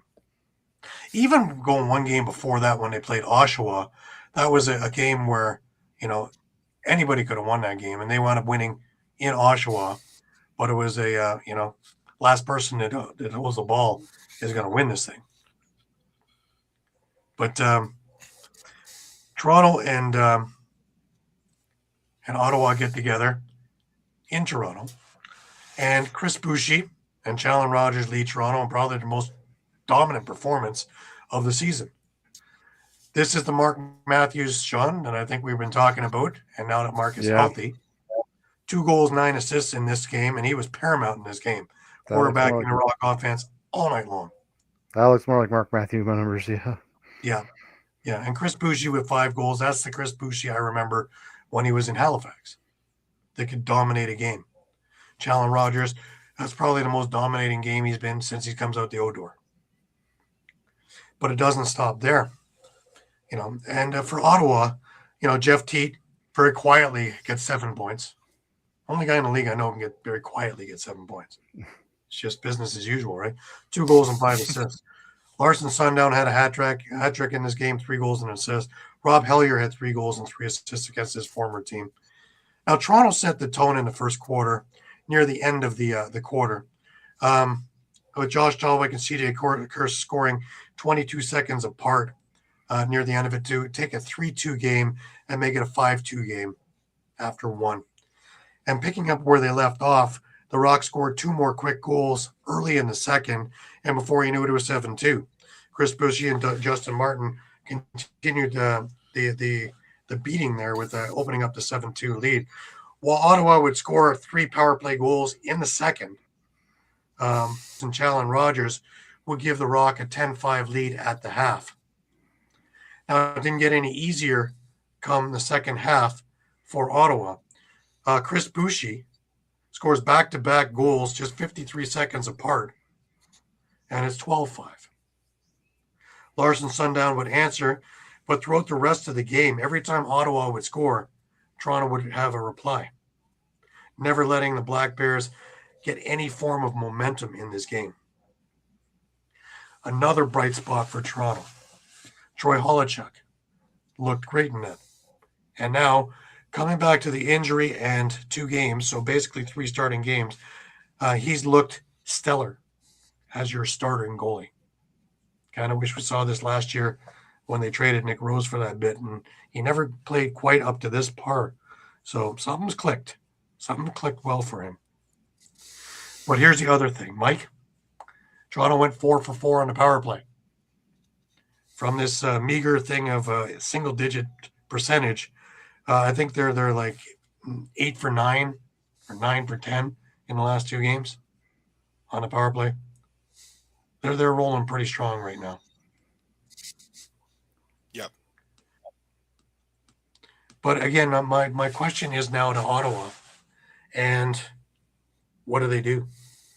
Because offensively, take Teat out of this equation, just for argument's sake. And you have Connor Kiernan with a goal and 2 assists. Sundown did have 3, and Hellier had 3. And Riley O'Connor had a goal. That's it.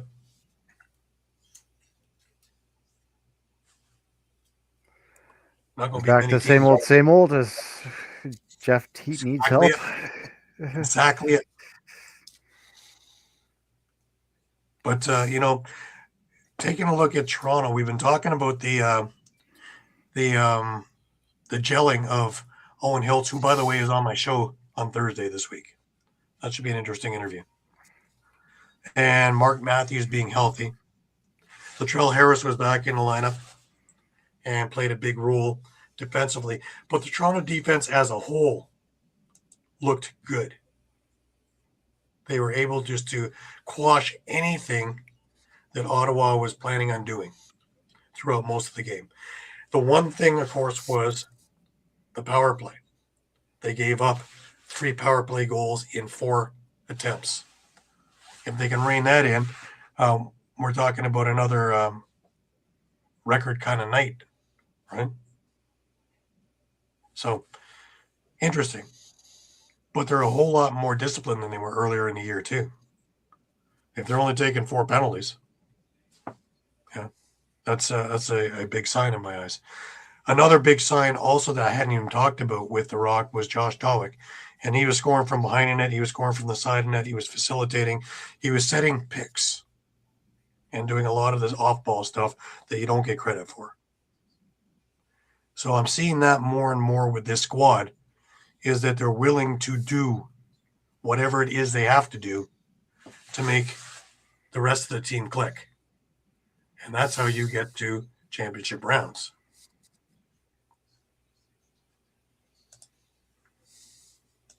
Doug's got points again.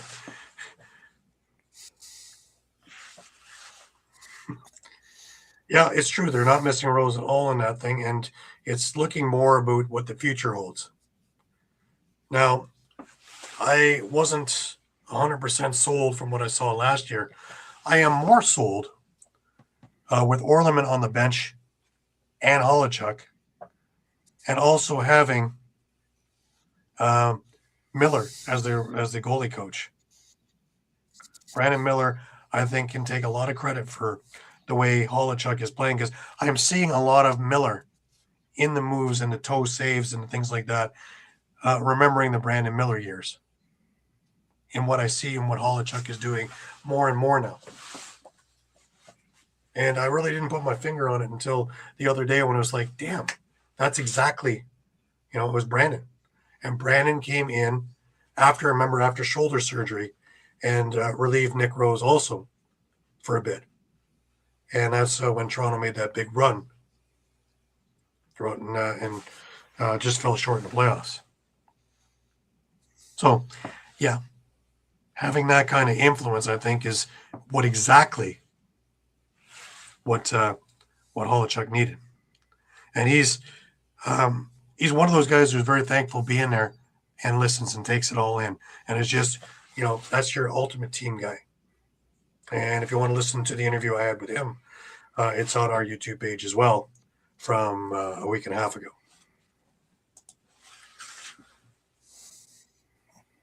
Yeah.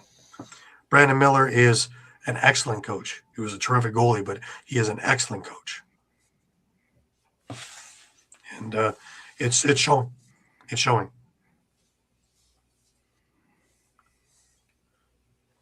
Thoughts, guys? What does Ottawa need to do now? Because we're back to New York Riptide 2.0. Mike? Well, contact Halifax. Swap some players. Hey, there's That's a thought, actually. different homes will change it. Possibly. I like the makeup of this Ottawa team, though. And I like what Dan McRae brings to it. But there's something recently that has changed it. And I'm not sure quite what. I don't think they have injuries. But is it the style? Is it just they're playing different styles against them? Jacob Dunbar wasn't even in the lineup. I think that he's a spark plug myself. Yeah, that's interesting. And Sam Firth, like nothing. I expected a little bit more out of him, I would think. You get a big body like Luke Magnan, and you need to use him. And you need him more than just being back on defense and catching the occasional block and occasional loose ball. I would make his role a little bit more substantial personally because I like his game, and I think he can really add to the physicality of your team. I can't ask much more of Larson Sundown. 3 goals and assist is pretty good. It's true. It's true. You can't keep changing coaches. But, I'm starting to think, though, you're sitting the wrong guys. Well, could it be possible, too, their offense is getting a bit stale? Like, everything's going to go through Teat, so it just becomes a one-trick pony. Well, I thought that's why they got Hellier, right, is to have that extra facilitator out there, have that other option from the other side. And for a while there was working. He had 3 goals last night and 3 assists. So it's not like he's not doing his job. But I don't know. I kind of expected more out of Riley O'Connor. A goal and 3 assists. He's there, but at the same respect, he needs to be there more, I think. Now, granted, things went south the end of the second into the third, but usually at the end, after an intermission and you've made your adjustments, you don't usually get anything going on. Yeah, Pat's saying, why are we complaining about the offense? They give up 17. Yes, but they only scored 10. And you're not beating anybody scoring 10. Not in this league. And taking Teat out of it, and then you're only going to get, 6? Yeah, 2, but really set up 5. Defensively is a whole other animal. They were non-existent. Toronto was doing what they wanted to do. CJ Kirst had a couple of goals. Owen Hiltz had a couple of goals. Rogers was in close scoring. Can't believe I'm saying that. The Rock were in close. It's hard to get that. Everyone knows about outside shots around here. Right. And lately there hasn't been much in the word of transition. Well, Justin Martin got a goal. Bazooka had an assist on it. Brad Cree had an assist. But, of course, the big thing was Chris Boucher was feeling from everywhere. And when he's on, it's a whole other aspect to your offense. And Dan Craig has taken a role of facilitator. He had 4 assists on the night. I'd like to see him be a little bit more involved in the scoring. But, when you have CJ Kirst on your side as well, it's tough to get that opportunity. It's more passing it off to him and let CJ find the net. But if you're willing to work with that, great. Because between Matthews, Kirst, Craig, and then on the other side, you got Dahlwick and you've got Challen Rogers. That's a pretty good 5, man. That's a pretty potent 5. And that's not even talking about Boucher. That's not talking about a few of the other guys out there. Owen Hiltz, who's been a spark plug. Doesn't talk about Sam English, who wasn't even in the game last night. No, but, I mean, maybe to Pat's point about the Ottawa defense, just looking at the box score again. Magnan, no points. Nicholas Volkov, 1 assist. Kevin Burnell, Here's a good point. no Also. points. Callum Jones, who has been talked about for Defensive Player of the Year, no points. Nothing out of Jake Stevens, nothing out of Noseworthy. Reed Kurtz, Marinier, both Mhm. held without a point. So, right now, it looks like they're just relying on the offense. Here's another stat, too. 1 out of every 3 shots beat Higgins. The Higgins was not good. And then if he's not good, your backup is Tyler Carlson, right? One who we thought was long and retired.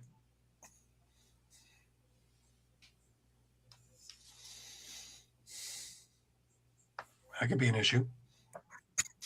Well, I just said give Halifax a call. They have 3 goalies Mm-hmm. on their roster. Yeah. Who do you think would look better? If they're that worried about it. Well, Getty would do a good job there. Wasn't Getty with the Riptide at one point?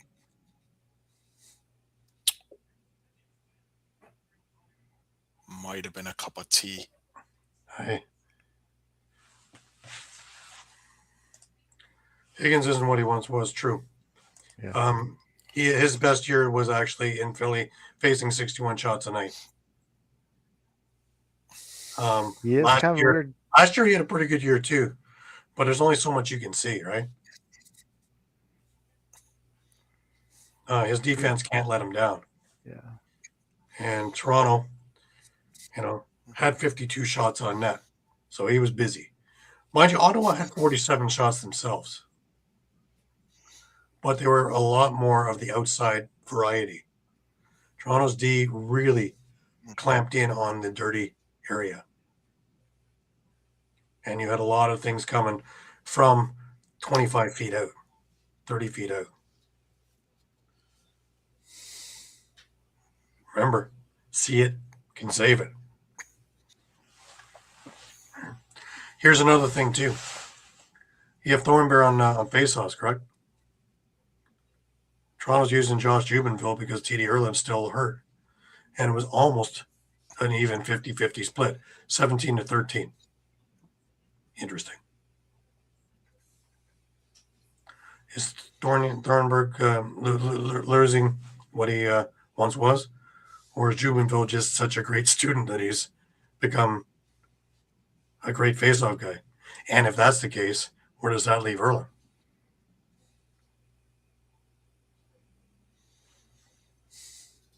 Oh, that's a good question.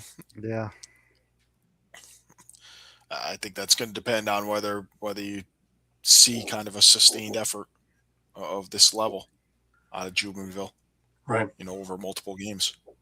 Now, Erlin's been with the team 3 years, and the majority of 3 years, Erlin's been hurt in each season, correct? I believe so, yeah. Well, then maybe you shouldn't scrap as much, Doug, because we need to keep him healthy. Now, he is another one of these kind of guys like a Withers, and another one of these guys like a Jeff Snyder idea where they're more than just a Fogo. He can score, he can play defense. He spent time learning it. But he seems to be able to make through the PLL season, correct? Yeah. Interesting. It's funny because home's in Rochester. It's not that far away. I don't know. Hopefully he gets back. I want to see what this team is like when he's in the lineup. I want to see this team when you can get, instead of 13 of 30, when you get 27 of 30, and see what the score is then. Does that mean it's going to be 27 to 10?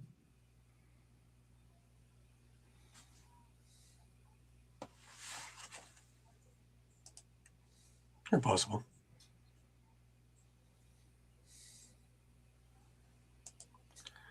Yeah, he doesn't play a whole lot of D, but he is learning that thing. He's played a lot more of it last year, coming back in, than he did in his first year.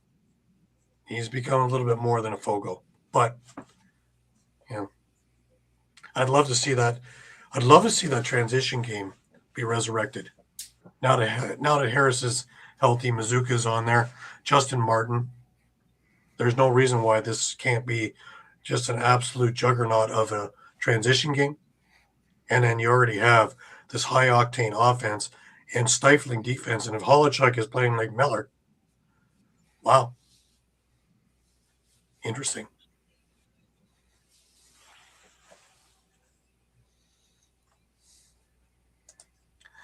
Yeah, Gord, I don't want to take your spot on the team, man. I'd love to be a draw guy.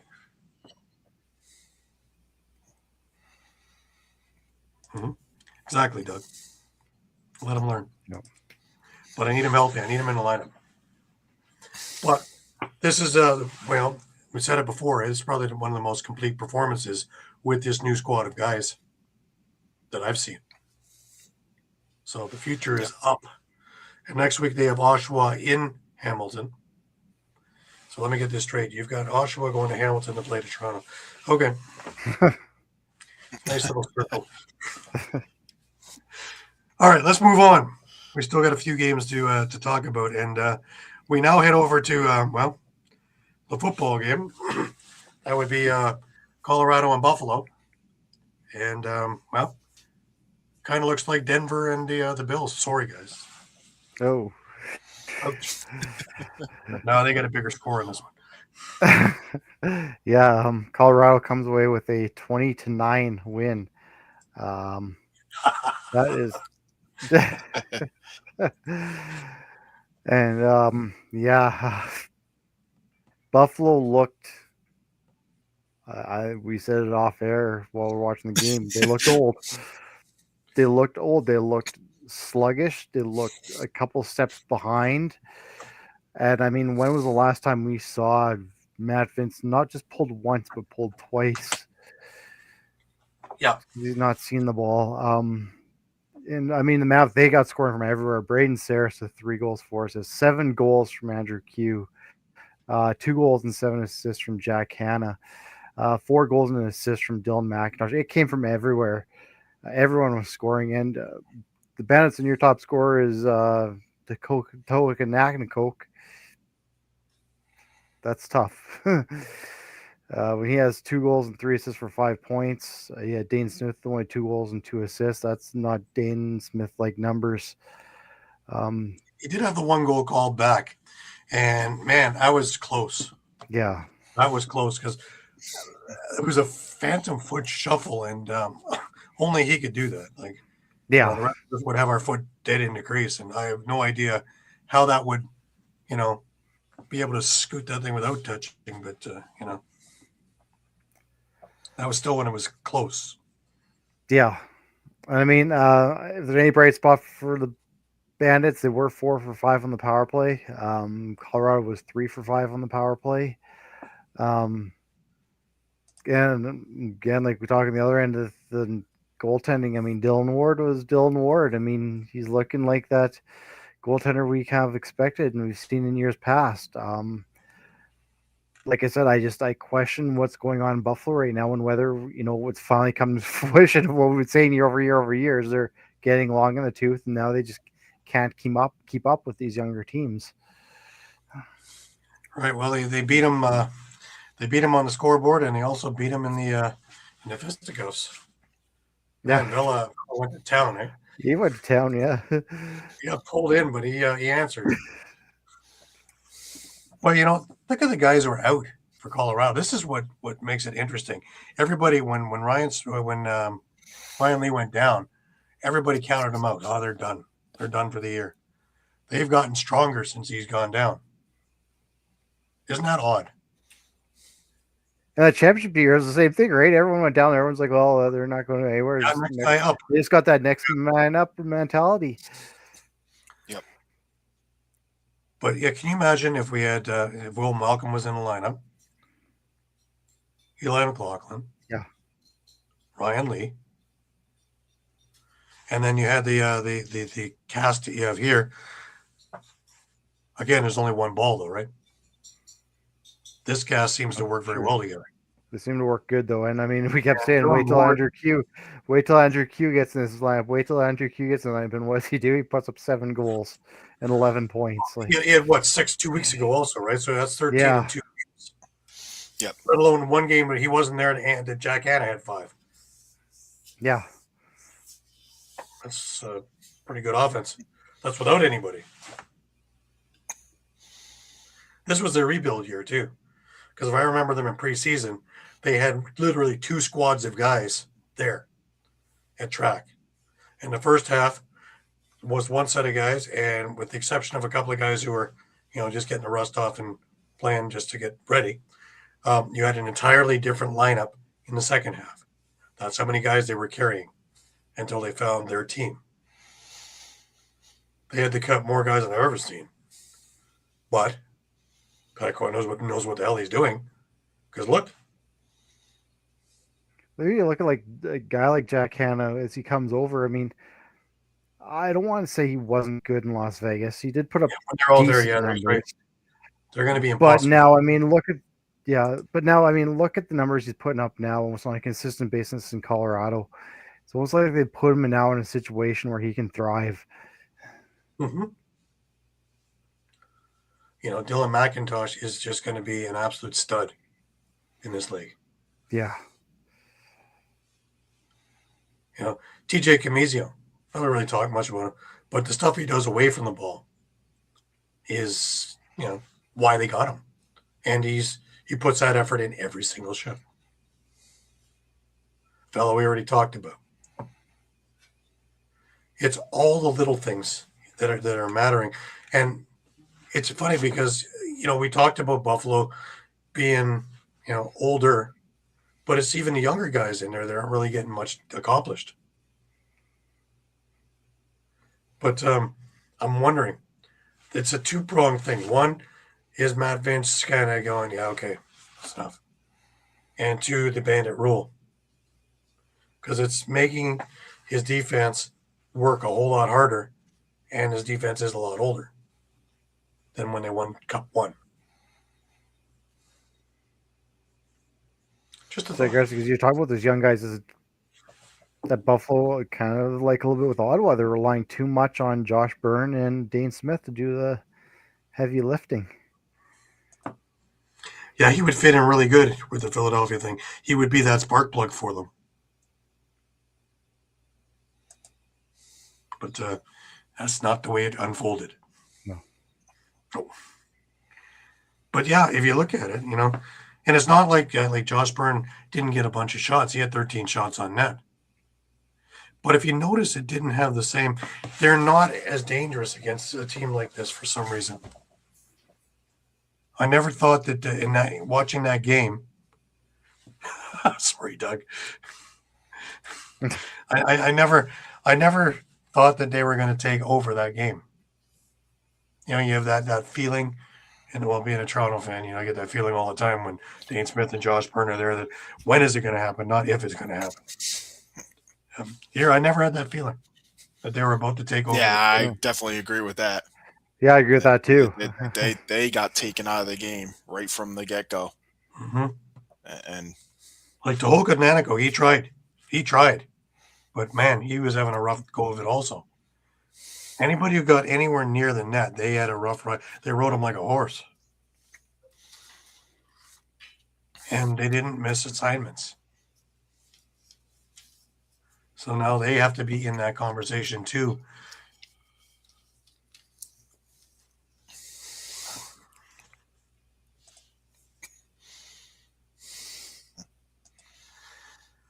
Well, the Chugger will make moves because he's not shy to make moves. However, who's biting? And he just made moves and letting go a couple of guys that probably could have helped. I would have had Triolo in there, and I think he would have been a big force in this one. Yeah. No Fraser, no Cloutier, no disruptor. Yeah, and like I say, you had your biggest guy in the thing, which you touted for the summer, and you let him go for nothing. And who is being a big factor where he just landed. I'm still beside myself, and I can't understand that. That's why I just got scratched my head. You have to give Konstantopoulos a try, so I understand the Orleman move, even though having somebody seasoned like Orleman on the bench probably be a little bit better to ride the waters in a game like this. But I guess when it goes south, not a bad time to put Konstantopoulos in to get accustomed and acclimated to NLL. But did he look a little bit gun shy to you? Some of those shots, I think you wish he had back. Yeah. Oh yeah, he's learning. Well, it's nerves too, right? It's like Yeah. of all the places you get thrown in the Loud House, where you have 15,000 screaming opposing fans Yeah. who are already giddy because the game's out of hand, and you got rid of the Hall of Fame goalie Matt Vince.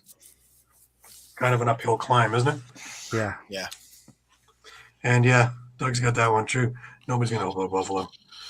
Not unless they have to. Not unless they have to. Not unless they have to. No.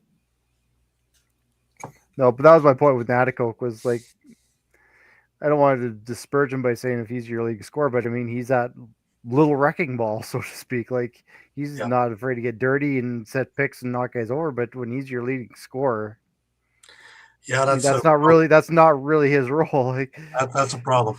Yeah. You know what I thought funny was when they mentioned on the broadcast that they put the camera on a couple of Bandits fans, and of course the Bandits fans made, of course, the number 3 for rings.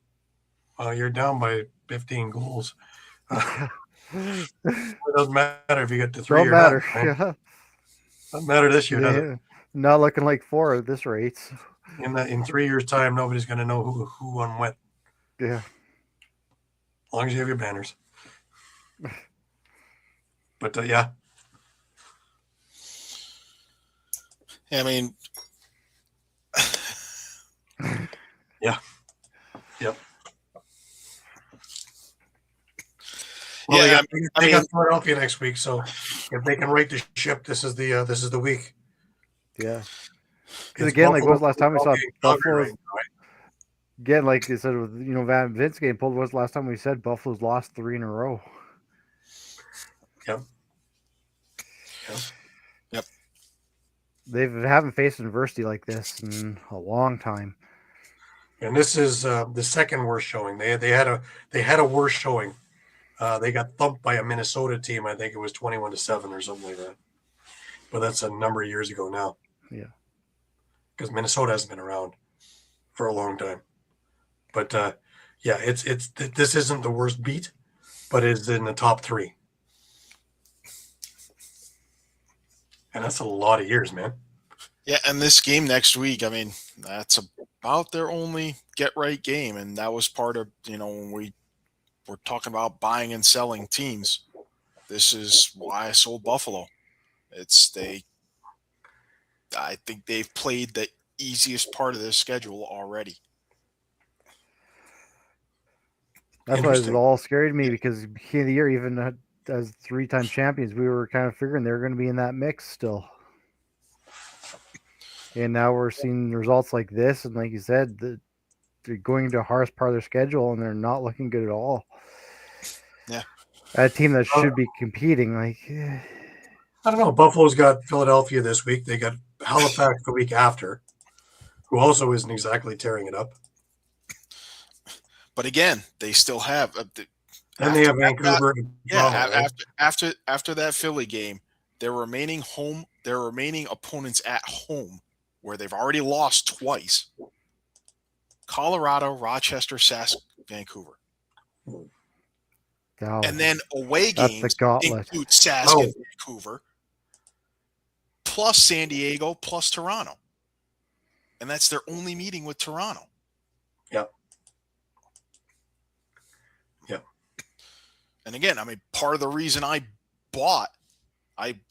went by on San Diego was, yeah, they're 0-3 at home, but they're undefeated on the road, and Pechanga Arena is historically been a difficult place for a road team to win. Anybody to play. So I fully expect that. Well, I mean, now it's 1-3 because they beat Philly, but I expect that home record for San Diego to be 5-4 or 6-3. I do not expect it to be a losing record.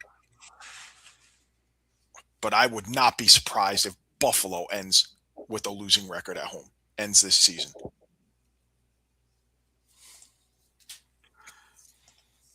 Well, this new being hurt doesn't help them at all, right? When he was playing, he was a juggernaut. He's the best I've seen this new play in years.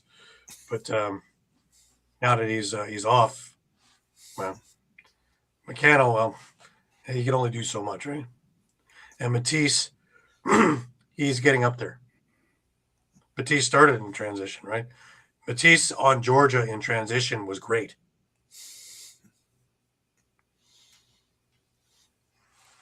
Hey, not for nothing, but if you're Colorado, do you think about getting Ron John back? He was with you guys. Do they need him? I wouldn't rock the boat. I mean, Is there a spot for him? yeah. Tell you what, he might wind up in Georgia. Georgia could be a good spot for him. Be a pretty good spot there, actually. Or how about Halifax? Halifax needs one of every life to their transition game again. Well, they fit right in with the Kurt Steyer's idea too, right?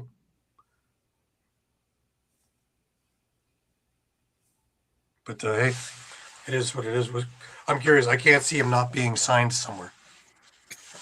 Yeah, and he's an exciting player, Yeah. and he's too good a player not to be. Like I don't. The funny thing is, when Buffalo was winning championships, we never really talked about them misusing players or not being able. You know, we talked about the press box and how guys are ready to step in and what. They need guys right now, and they've had 3 goalies on the roster. Is that a mistake? Granted, you don't want to release one of those. Right. Grant, I'll challenge you a little bit on that because I'll go back to Trill the first time he was around with Buffalo, and they didn't really do anything with him. He came to Saskatchewan, and we saw what he did in Saskatchewan. So you could say that they kind of misused Trill in this first stint with Buffalo. I'd say they did. I'd say they did both Ron John and no, there's no other than they needed to make room for Belter and for Spanger. And those 2 were the guys that were odd men out, which again makes me scratch my head. And we've talked about that already, that there is room on the practice squad. The only way it would be is if they said they don't want to be. But Ron John was already on the practice squad. So who are you putting in on the practice squad? There'd be 2 spots available right now. And can't guys be plucked off of practice squads?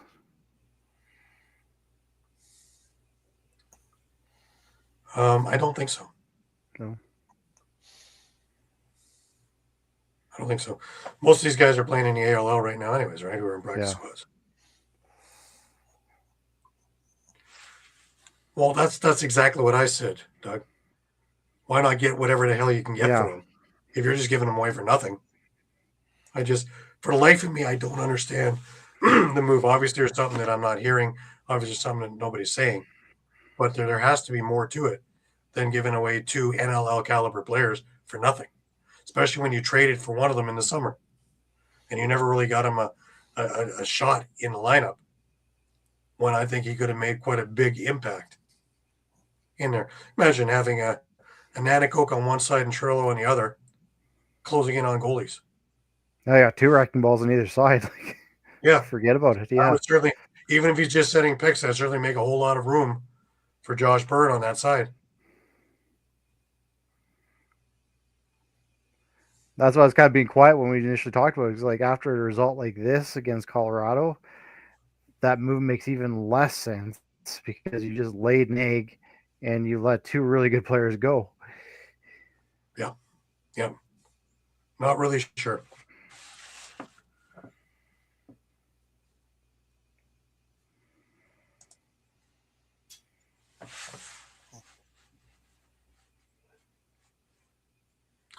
Well, it's exactly they. You're not going to give Buffalo anything if you don't have to, right?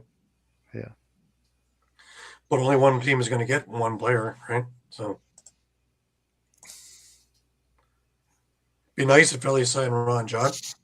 He would fit in there too. But You said, wouldn't that be something if Georgia goes ahead and signs Ron John and get both those players? Yeah. wouldn't that be something, eh? I wouldn't put it past Sean Ferris or Wouldn't. Eddie Carl. Nope. All right, let's move on. We got one last game to cover, and that is Vegas and Oshawa.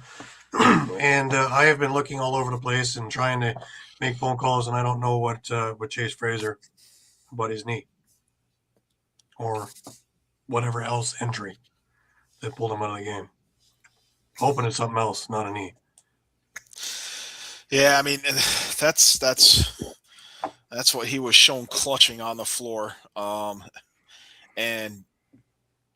looking at the replay, it sure looked like it was non-contact, which that's definitely It's never That's good not news. good. yeah, never good. I'm sure we'll hear soon enough. Las Vegas did rally after that. This was a pretty low scoring affair at halftime. 6-5 for Oshawa. But Vegas turned it up in the second half, outscoring the Firewolves 11-7 for 16-13 win. They did outshoot Oshawa 63-47, and dominated at the face-off dot, winning 24-33 draws. For Vegas, Mitch Jones, 4 goals, 5 assists. Chris Cloutier had 3 goals, 4 assists. Kyle Killen with a hat trick and 2 assists. Jonathan Donville, big game, 2 goals, 6 assists, including a crazy blind pass to set up, I believe it might have been the go-ahead goal for good. Landon Kells, 34 saves. For Oshawa, Dawson Theed continues to impress since coming over from Halifax. Hat trick and 4 assists. You got 2 goals and 5 assists out of Alex Simmons, 2 goals and 4 assists out of Ty Kurtz, a hat trick from Dyson Williams, along with an assist. Taggart Clark had a goal and an assist. Ethan Walker had a goal. Doug Jamieson had 47 saves on the night. But for Oshawa, I mean, you have to wonder if they're going to be sellers too now. I mean, they're already halfway through their schedule and they're 2-7 and winless on the road in 5 tries.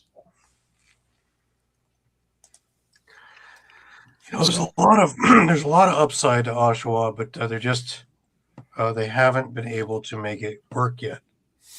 It's usually either or. Offense goes, defense isn't. It's if they can put everything together for 60 minutes, I'd love to see what they got. Oh yeah, Especially this one. This I one's don't a hard. think I'm going to see it next week either against Toronto.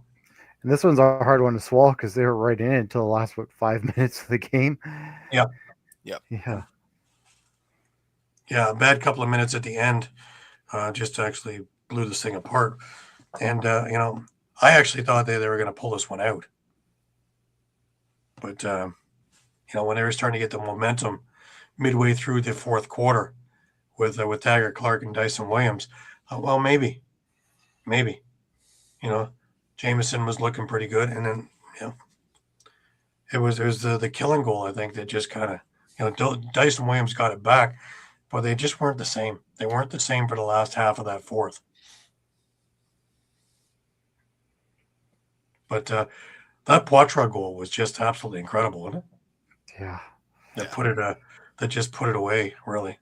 Made it 15-13. You had the Donville goal also, but that Poitras goal just was like the dagger. All right, so what do we do on Oshawa? We were touting them as still young. We're touting them as still learning. When does that get old? They already fired Daryl Gibson. Again, I go on record saying I think they got the wrong guy.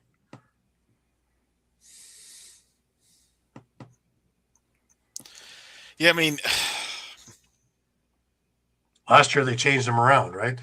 from offense to defense. It's just, to me, it's thinking outside the box. I'll give it that.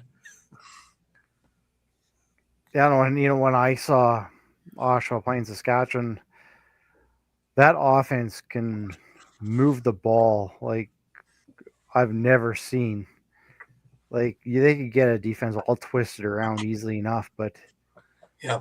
it's not clicking for whatever reason. Like I don't know if it's they're maybe not shooting enough. Like you can't blame the What trade. it is. Austin Teed had 3 goals, 4 assists. He had a great night. Yeah. Dyson Williams, now that he has room, is not concentrating on fighting.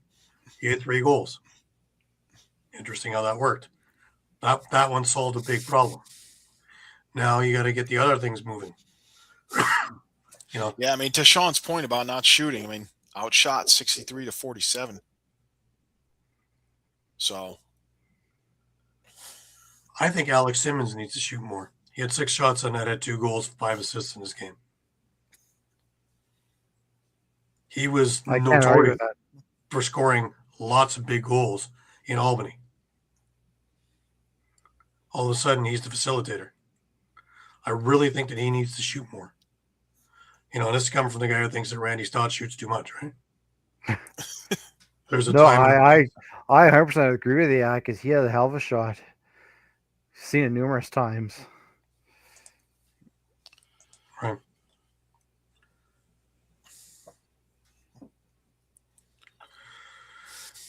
I guess I don't think he's lost the players. I think actually these players are all coming together for him. But there's just something that just doesn't seem to, not everybody is on the same page at the same time, it seems. You're getting production from that's okay, Doug. I think I want him in a hurry. But there's you're getting production. But from like a Ty Kurtz, Alex Simmons, Dyson Williams, not as much, but Taggart Clark, you are. Now you're starting to get more from Dyson Williams. There's an ingredient that's missing. Back Kastruk wasn't doing much by sitting in the box. That's why. Yeah. Because I mean, to be fair, 13 goals should keep you in a game, really. Well, yeah. Seems like if the offense is going, the defense isn't. If the defense is going, the offense isn't. Like,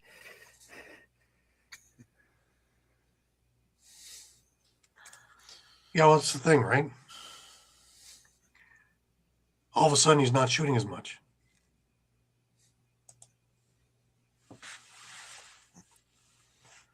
It's true, but he did take him to the finals against Buffalo, right? yeah. It's only a couple of years ago, and we're talking about the possibility of of them trading, maybe making some trades at the deadline. How many players on that team do you really want to deal away? I mean, you've got for whatever defensive woes we might have seen either last night or over the course of the season, you've got a core that's been there for a pretty long time in Colton Watkinson, Nick Tchaikovsky, Jackson Nishimura have all been together since, for a good 7-8 years now. Right. that's why I scratch my head. Is you're right, and like there's a lot of great pieces there. And in fact, Joel Coyle played with them in the early part of that, and now he's back with the team. All right, so I mean, if you're Glenn Clark, is it? the defense has been there for a while too. So Doug, you're absolutely right. And being a New England fan, I saw it up close for a number of years. Put on your coach's hat, Mike. What are we doing? Do you consider offering, if someone needs defensive help, do you consider offering Kyle Rubish? You know what? I was thinking the same thing. I know you just picked him up, again, he's going to go down as one of the greatest of all time. But It's all is that it time championship to experience, is and it time That to stops him me to right step here. aside? You stop me from dealing right here because I have to be fiscally responsible too. And Oshawa doesn't have one expiring contract. wow. They are the only one that have their house in order. Wow. And you have a mostly young team. That's So why I feel think like- Rubish. I feel like that's why I look at trade and Rubish. you not worry about getting. Do you put Andrew Kidd in just for something different as a different look? Oh boy. And is Doug Jameson the guy who you dangle? I can't. You can't. Yeah, Nardell is hurt for the year, Doug. No, I'm still with Mike. Like you mentioned, you got Remember a young that too, hey team, guys. and Your Kyle faceoff Rubish is kind of the whole the year. guy out. Like, Yeah, I don't think you can do that to Doug Jameson. no. I mean, he's had, despite the record, he's played pretty well. But he's going to be able to yield the most back for you, I think. Because there's a number of teams that are going to be looking for goalies. And if Andrew Kidd is as good as we think he is, but we need to put him in to see before you do that. Do you find a game to put Andrew Kidd in and get him tested to see if he's what you think he is? Because that changes your whole thinking on whether you can trade Doug Jameson or not. But then Just let's a put it the other way. Let's put it the other way. You put in Kidd, and he's not what you think he is. Now what? You're not going to dangle Jameson. Well, I'm not going to. No, and I know not Yeah. to dangle him, and I know that Andrew Kidd is now my guy counting to 5 on the bench. That solves that issue. Then who do you dangle? Like if it's not going to be Jameson. Well, then I really don't dangle anybody because I think I can get this group to work. I really think that this has a good mixture of veteran and youth. And I think you have scoring punch and I think you have defensive prowess. You just have to find some way to get them on the same page on the same night. And seeing it live, I've watched the defense work and the offense not. I've watched the offense not work and the defense work. And I've watched all this other stuff. And I've watched one game where everything came together and it was magic. And they made Halifax look silly. But I don't know.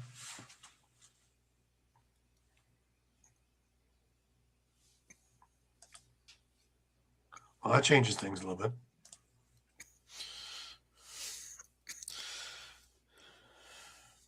But I don't. Rubish done after I'm here not, I anyways. wouldn't get Yeah. walking. Well, see, that's that. I would still stand by. I would still stand by making Rubish available if you're going to sell. Doug's won a couple of man cups, but I believe that the team was an NLL All-Star team as well, if I'm not mistaken. Gord, you might have been able to play goal in that team. Yeah. Yeah, I'm with you, Mike. I think make Rubish. I don't think you're desperate, but make him available. See what maybe you can get for him. But Don't forget, Rubish is yeah, from I gotta be just- the end of his you career. can, Trade him. if you're Glenn Clark, he spent so much time and effort, not only since he's been GM, but prior to him becoming GM, when Rich Lisk was a GM, they spent a lot of time and effort through all that expansion, specifically to protect Nick Tchaikovsky and Watkinson, really. Between the two of them and Nishimura, and I'll add Joel Coyle because he was there before and he's back again. They've had this core for a long time. And, now these guys are pretty much in their prime. That's an interesting thought, eh? Can you do it as Jamie did in Toronto?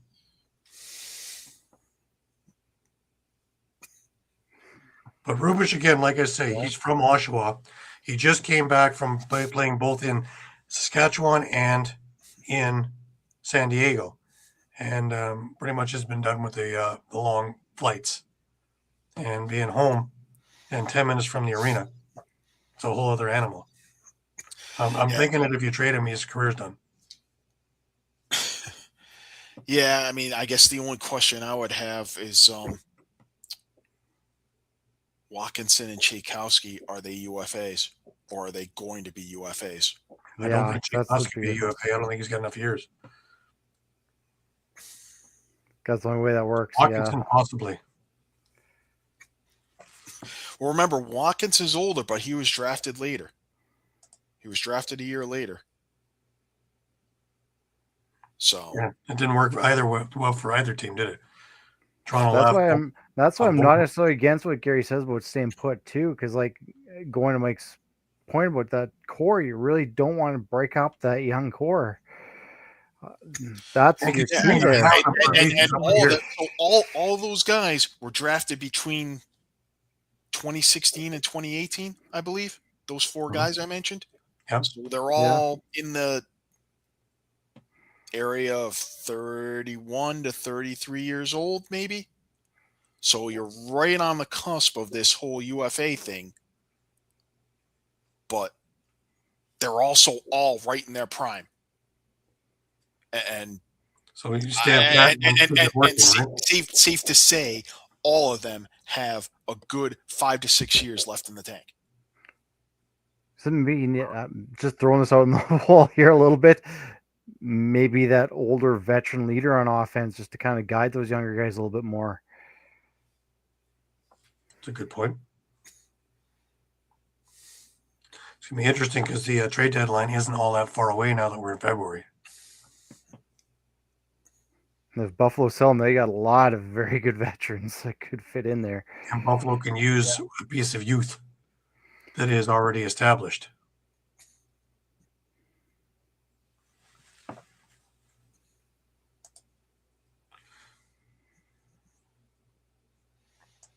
Well, I don't think we have that issue. But we can see. Anyways, looking at next week, not quite as busy, but still some interesting things on the docket. We have Calgary, Ottawa, both teams that are having a rough time of it. Oshawa and Toronto. Watch Oshawa come up with guns blazing and just throw us all on. They already beat Toronto once. Yeah. Yeah. And, well, that's because Toronto didn't have any offense.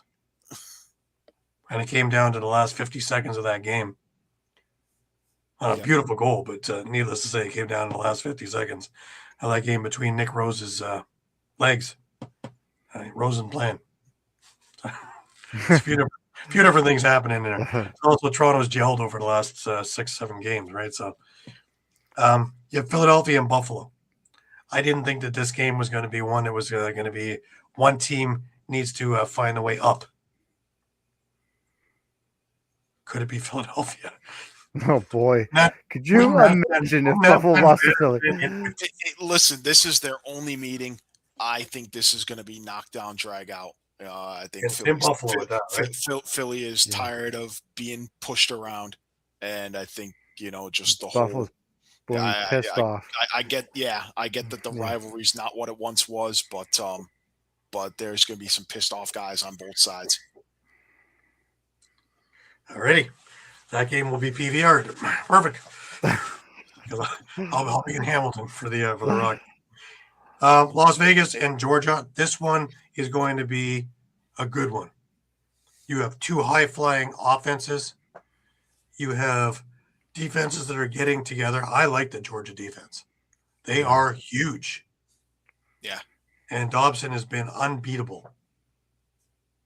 His goals against average is still under 7, isn't it? Yeah. and we're week 11. At halftime of that game, it looked like it was about to skyrocket. Yeah. And he goes and holds Halifax to 1 goal in the second half to keep it to 7 for the game. So we're 11 week. This is week 11, and it's under 7. That's incredible. Yeah. Anyways, another one that's just like, wow, is a Saskatchewan San Diego game. And I didn't think I'd be saying that 3 weeks ago, 2 weeks ago. But I just think that Saskatchewan has got all the tools, and they're all firing on all cylinders. And as long as their defense is strong, it doesn't matter how many shots Ciliano faces. He's not going to see a lot. And the shots he's going to see are from places that he wants to see it from. Yeah, That and defense has come a long way. like I said, it's going to be the litmus test for San Diego if they're the real deal or if they're just kind of with the rest of the pack.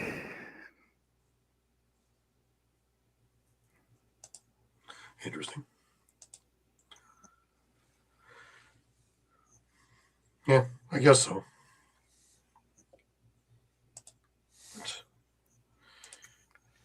We have Rochester and Vancouver, guys. Where do I start with that one? That'll be the game after the Rock game is over. So that'll be the foray for the car ride home in that hour trek. Yeah, I mean, I think we've said enough about it already. You know, Kurt Malosky. What usually happens when you have all this hype? Nothing. They play. Yeah, I say either nothing, or they're just going to get a fight out right out of the way, get it out of the systems, and then they keep If I were the NLL, I would have all my brass there. I would have both teams know all my brass is there, and that would be the end of that. The end. Play. Yeah, I was going to say, you know, I think each coach is going to tell their team what they need to appropriately. You know, Merlowski's going to tell. I don't even think Vancouver's I don't think Vancouver's in that mode. Retaliating, and Hazen's going to say, "Look, we need to focus on winning, not."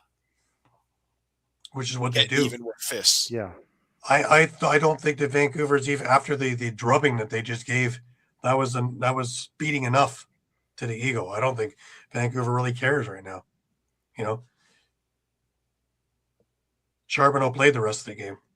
He'll get a couple of stitches, and that'll be that. If Hartley has a 1-game suspension and it goes this one, then you know that's going to affect Rochester even more. Yep. So let's see.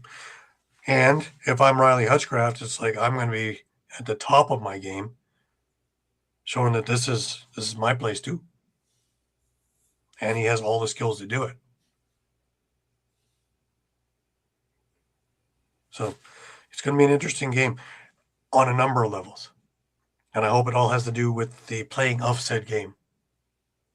And I think all this is a bunch of hype over nothing, really. Unfortunate it happened, but it's done. Move on. Unless something major comes down from the league, I'm done talking about it. So, anyways, that'll be it for the week. Crazy week, eh? Crazy week in all aspects. Yeah. Last time you've seen so many blowouts in the same week. Scoring is down, Mike. It's still down. Still down after that, eh? Not as much. Not as much. Must be creeping up. Thanks, Doug. Thanks for chiming in with us, please. Love it. Anyways, just a reminder, we're on Facebook, we're on Twitter, we're on Instagram, we are on Thread, we are on YouTube, as well as on www.streampunkentertainment.com. Please come check us out, especially on our flagship on Facebook 3, 4, 5 times a day, as the news is always changing, and we have our fingers on the pulse of the situation at all times, and it is our privilege to be accurate and quick to get you all the information you need. We are your Costco of Lacrosse, your one-stop shop. So that brings us to last words. Shawn, let's start with you this week. Oh, man. I don't even know where to start. Actually, you know what you mentioned, I am actually kind of looking forward to that Philly-Buffalo game. Tension is going to be high in that one.